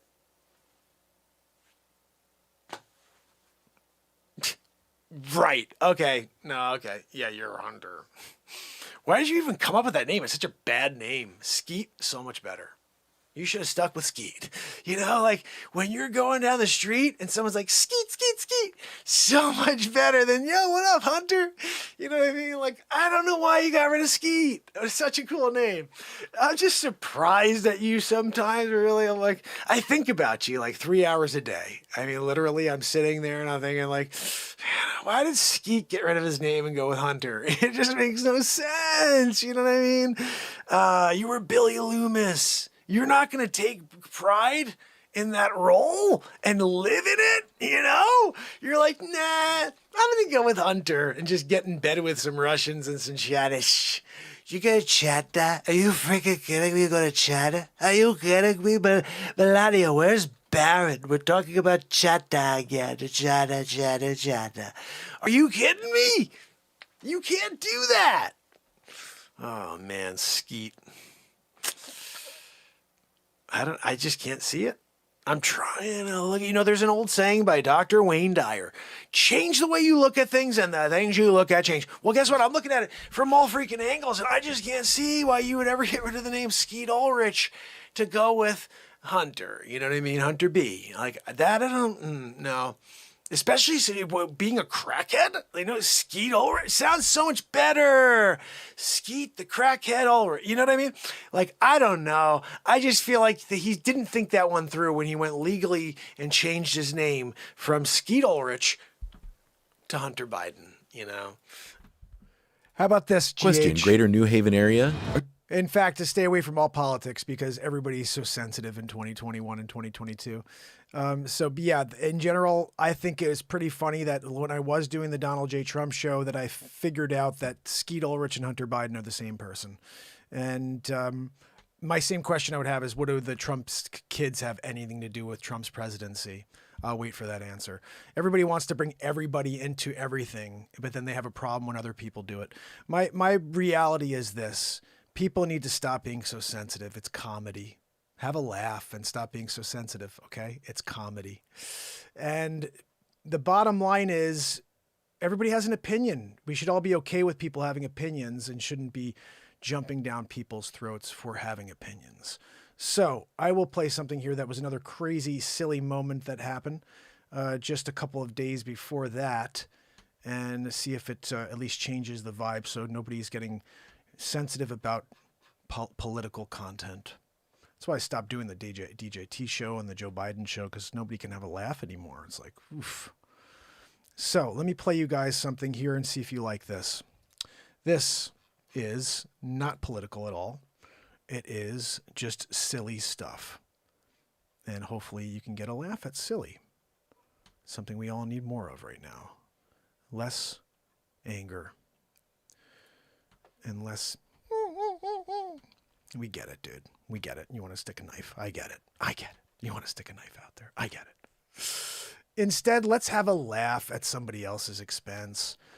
And with that, meaning fake people. When we do our shows here, there's nobody on. It's just me all alone. And then we do crazy, silly things like this.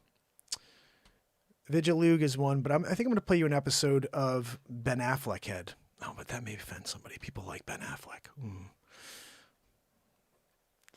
You can't get away with if doing something that doesn't offend somebody in this world, right? Will they connect and flee to planet Mars? This is a Elon Musk situation. Oh my goodness. I honestly can't tell you how many pieces of content we have here, but it's quite ridiculous. This here is the night that my guitar was burned to a crisp. Live on the show. This was crazy stuff. Check this out. Nothing offensive here.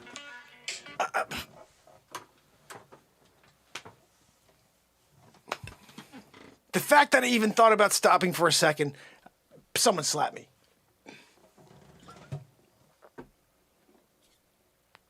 You can't.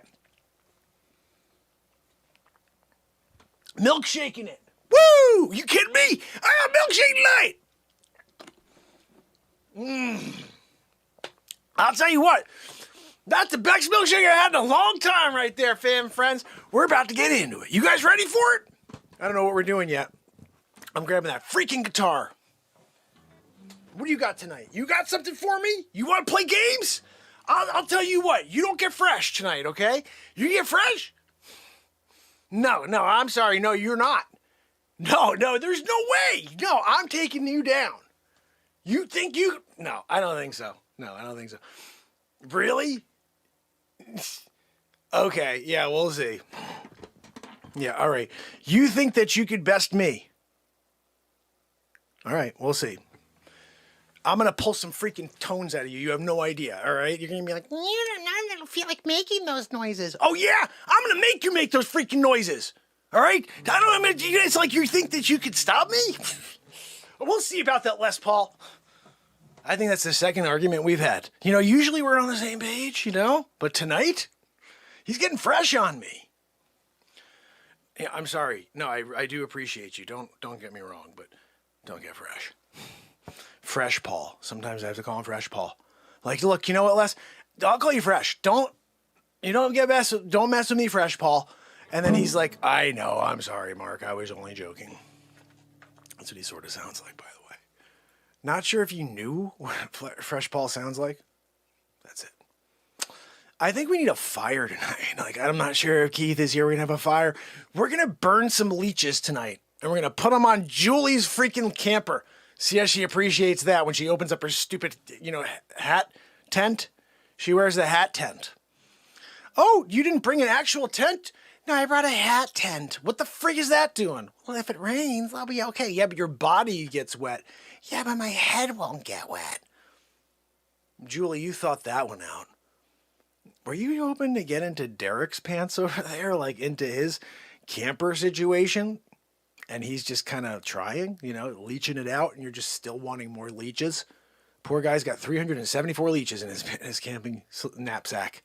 He's in there with him doing a freaking Joe Rogan Fear Factor. And you're still sitting over there with your dumb tent situation. Yeah. What we're gonna do here though is we're gonna get ourselves a backdrop here, and it's gonna be a really cool campground situation where we can go and get some leeches. But it's not for the reasons you think. Because that other one there, we're not getting leeches there. We're just getting a bonfire. And that's cool, I guess, if you want to like burn your guitar in effigy, just be like, yeah, and you do that. One of those situations, you're there doing like a Jimi Hendrix, where you're like,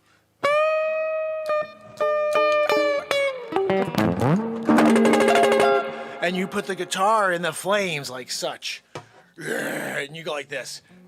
I give thee to the flames of rock, and you watch it burn like this. I'm watching it burn. Hold on. Give me a minute here. This is the best part. You're going to be like, wow, it really is burning. Don't burn your guitar, Mark. Hold on a minute. Yeah, look at that. Burning the hell out of that guitar. I don't care. I'm going to put some extra friggin' char on the back. Look, you don't understand. When you char the back of your Les Paul, of your Fresh Paul, that thing sounds better. You get an extra tone out of it by charring the back so it doesn't have any air protrusion, like you don't want to have any follicles, slash pores, slash, cracks for the sound to get through. So right now we're close. We're close right now. As soon as it starts to melt, like the whole structure of the guitar like begins to melt on the outsides, then we're good. Hold on. Just give me another 30 seconds here. And you're going to see it. Like right where my volume controls are, those become like liquid. We're almost there. Hold on. I'm just looking for a liquid situation, and then I'll pull it away and I'll put my hands all over it too. That's okay. It will be dry before you know it. My hands will be stuck to the guitar forever. I like the guitar though, so it's okay. It'll become part of me. Yeah, how about a guy who's a guitar, and then he walks into the store to buy milk, and he's like, could I have that one? He hits the guy with the Les Paul guitar. Sorry, this isn't part of me now. I got a Les Paul situation going on because I went to a campfire. Look, see, we're almost there. You see it? Do you guys see the liquid? It's turning to liquid right there. Hold on, I'm gonna get it. Oh my goodness, it's too hot!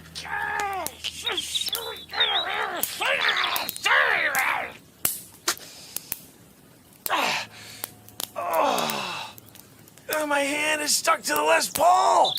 I can't get it off. I'm gonna get some milk.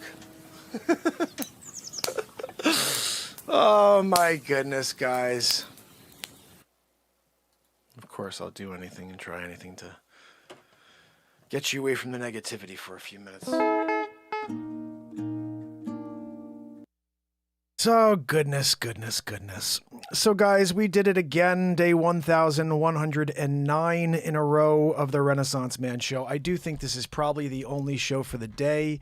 Got a lot of catching up to do on other details and beat seats to build. And I don't know. It's kind of cool to do a midday show, though. I'm glad you guys came here to find it. And hopefully we can continue to find a time that works for everybody. I don't think 10 o'clock at night is the ideal time. Although I've been doing it for 3 years straight. I got to find a better time where most people could come in here and kick it with us for a little while something is being created.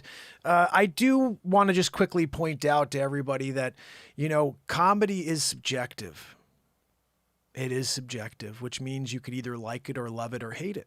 And at the end of the day, I would strongly caution people who aren't comedians from critiquing comedy because you really have no idea what's funny. And when you start trying to critique things like that, it just looks really bad from, I think anybody looking at it would be like, what? But I, at the end of the day, understand, when we're living in a time like we are, people are very sensitive to anything political. I do want to point out that we don't talk about cracky Biden over here. He just happened to have a few bits made about him when he was in the news. I make face swaps every night. I create comedy every freaking day of the year. I'm not going to not play something I created just because somebody doesn't like it. I will play it even more. And the reality is that they're funny bits. There's not a comedian on this planet that thought of Hunter Biden being Skeet Ulrich. I'm the only guy. So when you say original or unoriginal, that's called originality. Originality is when you find a nickname for someone that no one else has thought of. And the facts are they do look exactly alike. I'm surprised no other comedian thought of it. I'm surprised no other comedian thought of Nancy Pelosi. I was the guy who thought of Nancy Pelosi. Everything she touches turns to poison. I'm the guy who thought of President G-hole. Yeah, he's a G-hole. That's not original though, right? Because his name was President G. Oh, you threw hole at the end. That's not original. That's freaking original. No other comedian thought of President G-hole. If you think that that's not original, then you're a G-hole. These are names. I create names constantly. Sleep Sofa Joe Biden, because he's a sleep sofa. Joey Futon. He's a freaking futon. Guess what? They're both antiquated. No one wants sleep sofas or futons anymore. Is that offensive? No, it's true. The guy sucks. He slept in his basement the whole year and somehow got more votes than everybody in history. Oh, he's so great, destroying our country day after day with new executive orders. Ooh, let's get behind that one. What am I doing today, huh? My Aunt Judy told me I should sign this. Yeah, and then you pooped your double diaper. We know all about it. You can't be offended by a guy being an idiot, and we elected him as a nation. That's on you. It's definitely not on me. I did my best to share the truth with this world for a year, and everybody shut it down. You want to go get a laugh? And possibly still be offended? The Donald J. Trump Show, 35 episodes of truth. Satire, which died last year, but there's 35 episodes of it. If you want to hear and see everything bad that Joe Biden ever did in his life and hear some funny commentary as Donald Trump, go check it out. If you're easily offended, scroll. Let me go find something that fits my narrative. What's your narrative? Destroy the country and hate everybody? Oh, you're doing great on that one. Oh, what's your narrative? Is to just shun everybody who has an opinion different than you? Oh, okay, you're doing great on that one. What's your narrative? Like everybody but your opinion sucks? That's a winning strategy right there. What's your narrative? We can talk we're blue in our faces about Donald Trump, his children, about everything that's ever done. In fact, we're still talking about Donald Trump. But if you talk about Joe Biden or his stupid son who's a crackhead, then you are over the line. You're over the line then. God, all friggin' mighty. How about we call things the same way on both sides? How about a little bit of fair and balanced journalism? Nope, we're not doing that. No fair and balanced anything in the United States of America. It's left, further left, and off the friggin' flat earth, right? We're doing a flat earth episode today. You just walked off the flat earth, all of you lefties. We used to be a country that was a little bit more centered. People didn't want to lose their freedom. We have people that are voluntarily giving up their freedom in 2022. No, go and make sure they take this thing that doesn't stop anything. Let's continue to force the agenda of a thing that doesn't stop transmission, getting sick, any of it. Oh, well, you don't get as sick. Oh, yeah. Let me have 5 of them in my freaking shoulder then. Oh, I don't get as sick? Yeah. Hey, can I get a freaking IV drip of it? Let's do an IV drip of it, because apparently you don't get as sick. You still transmit, you still freaking, oh yeah, bill of goods for 2 years. Mark, you're a conspiracy theorist when I'd say stuff like, it's not going to stop a friggin' thing. All of a sudden, it's not going to stop a thing, guys. We never said it was. Really? I have Dr. Weasel Fauci saying, look, if you get your bugaboo, you won't get it. If you get it, you won't get it. I got freaking Sleep Sofa Joe saying, look, if you go out and get your bugaboo, you're not going to get CV. You got to go get it. You're going to kill your neighbors. If you don't get it, you're not going to get it. You get it, you won't get it. Well, how come they could say if you get it, you won't get it? No fact check. I say, how are they saying that? That's fact checked. When I say, why are they saying this? That is fact checked, but not them actually saying that it's safe and effective and it works. And still people out there saying, go and get it, guys. What the frig for? Everybody's coming down with this. You want to go and put yourself through that process of 3, now 4, 5. Oh, guys, the 6th one is the one. The 6th one puts us over the edge. We're going to be safe after 6 of them on our shoulder. What the? Are you kidding me? If you still have a pulse. Unreal. I'm dealing with insanity 2022. This is the Twilight Zone. We are in the friggin' Truman Show. We're all Truman. Don't think that any of us are any more special than anyone else. We are all Truman in this ridiculous world we live. Somebody tell me that I'm asleep, that this is a dream. And I'm going to wake up one day and say, oh, okay, this was just some crazy dream, guys. But when a world is forcing and pushing and belittling a huge part of the population and saying that they're bad and let's separate those people from us because we're good and we're protected. You are? You are? I've seen the last 4 weeks, everybody I know that's protected sitting on the friggin' sidelines with CV19. You tell me what the frig that means. Oh, just a couple of breakthrough cases. Everyone? Everyone is a couple?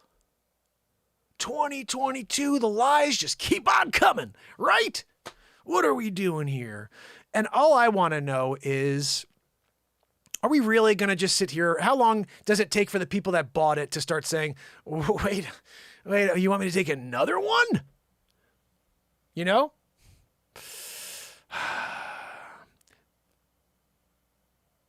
Yeah, okay, so Jesse's saying same thing. I'm wondering, like, people who are getting that call and they're saying, okay, guys, you got to go get your 4th.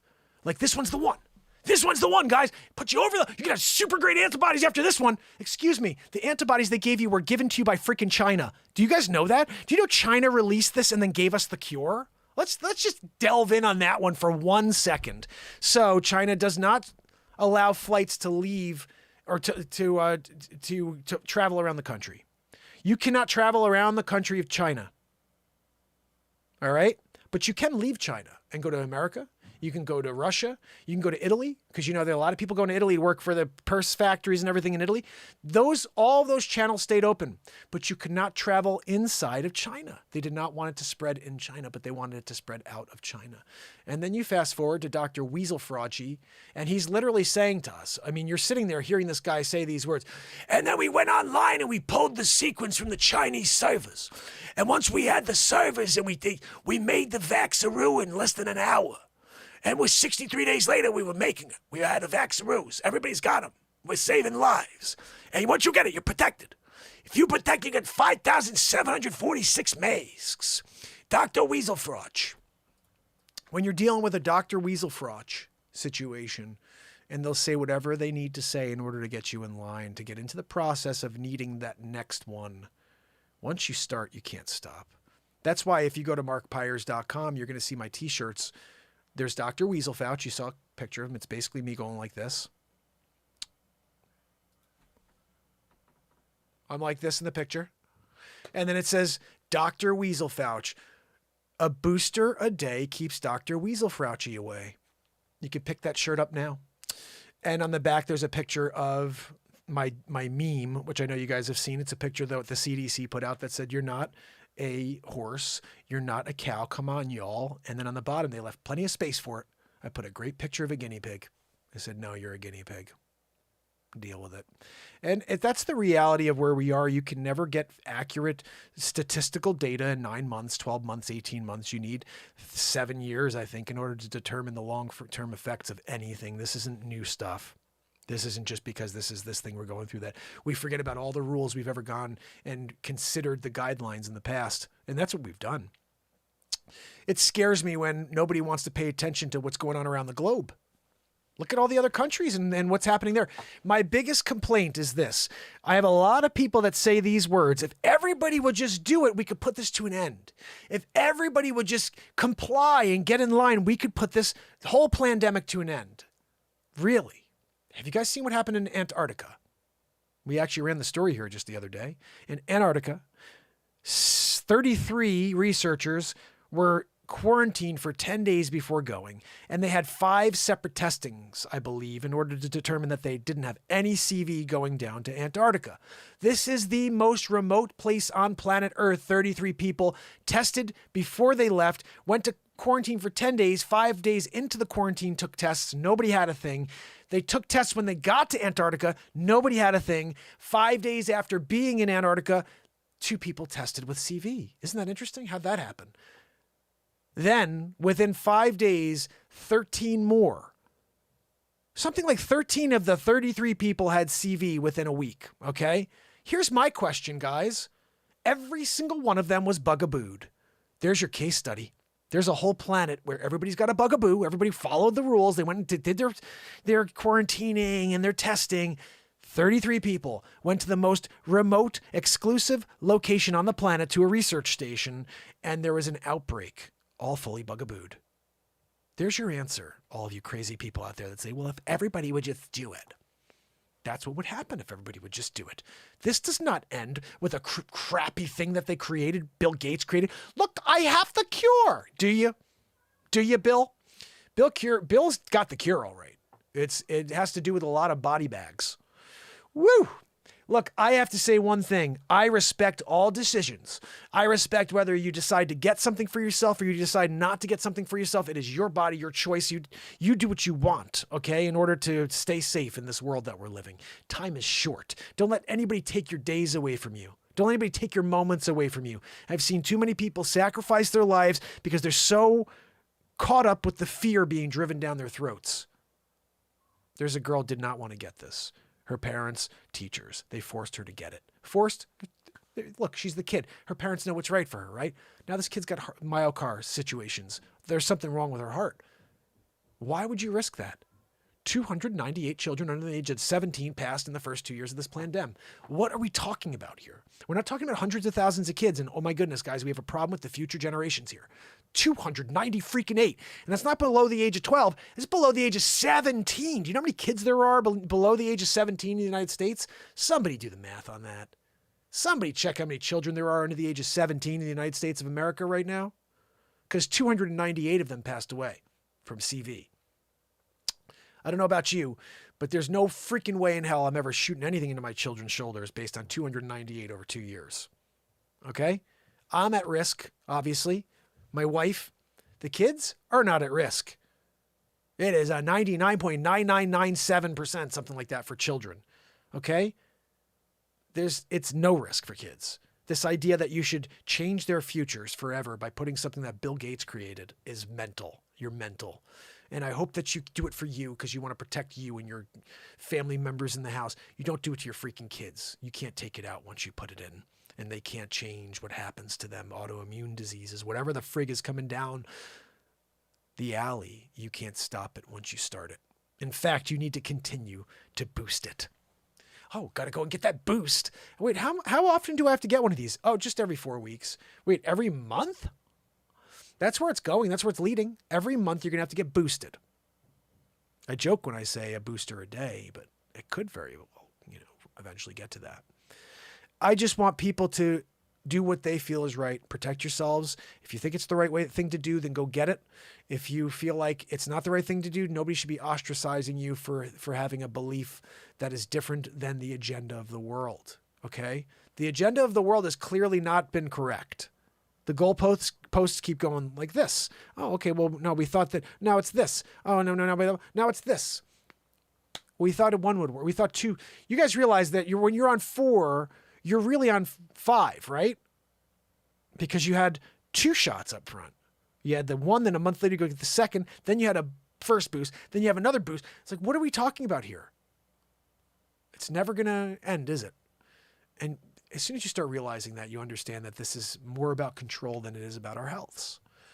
And if you also can take yourself back for just a moment and think to yourself, who's in charge of this entire campaign? Who's in charge of the entire campaign? Let's just think about this for 1 second. This entire campaign is not governments that are concerned in protecting their citizens. This entire campaign is big pharma pushing drugs to the highest. Every single commercial. Every single commercial. Big pharma is in charge, pushing this entire agenda. And if you see how they handled themselves during, what's the name of that movie that they did with Michael Keaton? Something about the big sick or something. But these people do not care about us. In fact, my belief is that they want more issues down the line, because that means more new drugs that need to be created in order to protect you from Myocar and from Pericar and all these other things that are showing up. So, am I a fool? I don't know. I'm here 2 years in. I've maintained that this entire time we're being led down some path to destruction, and I was called crazy by a lot of people, although I know I'm not crazy. I know what I feel is correct, and I think that we're living in a world of crazy people, and they will listen to whatever they're told, and that scares me like nothing else on this planet. Because when we deliver truth here on a daily basis and people come in and they're just like, you start to question how deep that rabbit hole goes. People are so caught up in it, they're not willing to come out and take a breath. Not willing to come out and take a breath and take a look around and see something new. Open your eyes to the truth is all I can say, fam and friends. So what a show we had, huh? Ooh, 2 hours, 20 minutes in. Dave Weiss, our brother, came on to talk to us about a little flat earth situation. And again, wherever you land on that topic, let me go see what the... Let's see what the... Okay, look. So our serve... We had a little vote here today, guys. The poll was, what do you think it is? Is it... dude, it's a globe? Bro, it's definitely flat. This is the Matrix. I have residge. I got residge from the Mark-Della effect. That's another thing in itself. And still not sure, but curious to learn was 10%. So we had... Our winner was, bro, it's definitely flat. Wow. So our answer for today is it's flat. How do you guys feel? Was the poll correct? 44% of you say it's absolutely flat. I am still a guy who's curious to learn, and I don't make any decisions or any assumptions. I will continue to open my mind up to all possibilities on this platform. And if you have people who want to talk about the other side, anybody wants to talk about the Earth, the globe aspect, I'd love to hear that side as well. So anybody who knows someone who's got that, maybe we could have Wages come on or something and talk to us about the Earth from that perspective. But in general, I am an open book. I want to continue to fill that book with new knowledge. And so I will have anybody on with a passion in order to hear more and see if there's something I can gather and bring towards an understanding, you know, because we're continuing to fill out our own experience. And our own experience on this planet gives us a memory. It gives us a story to tell. So this was definitely a really cool episode for me to get some information I didn't have before. Oh, goodness. JP said people need to choose God instead of the Jabiru. You lose your soul when you choose the Jabiru. They proved it in papers. Really? Ooh, JP, I got to check that out. That is the reason why. Do you know, JP, that's the reason why I didn't take it? I saw a few people that had taken it and they said something turned off inside of them. They lost their drive. They lost their connection to God, is the way they called it. They lost their connection to God. They said they can't hear God. They can't feel God anymore. I was like, whoa. And then I started realizing there was a video in 2004 where someone said it was Bill Gates. It was not Bill Gates, but it was somebody who looked like Bill Gates. And he's talking about a new bioweapon they created where they can literally, with a coronavirus or rhinovirus, get people to take this bugaboo, and it would shut off a specific gene in their brains that gets them to be militant, that gets them to rebel against the man, so to speak. And I said to myself when I saw that years ago, and then when this started to happen, I was like, yeah, the plan is to shut people like me off. The plan is to get people like me to have the drive completely diminish. So tomorrow when you come back and you're like, I can't wait to check out the Renaissance Man show, I just don't show up anymore. That's their plan. This is why they'll never get a needle near me. I mean, are you freaking kidding me? We've been creating live for 3+ years every single day without a script. I will never let anything affect that. I show up here, we make magic happen. We don't need Bill Gates for that. In fact, Bill Gates is, as far as I'm concerned, up to some really, really shady, I don't like to say bad words, but he's up to some shady things that start with an S. And look, Melinda and I worked on a plan to depopulate. We know, Bill. William J. Jefferson Great Gates, the 9th. Oh, goodness, guys.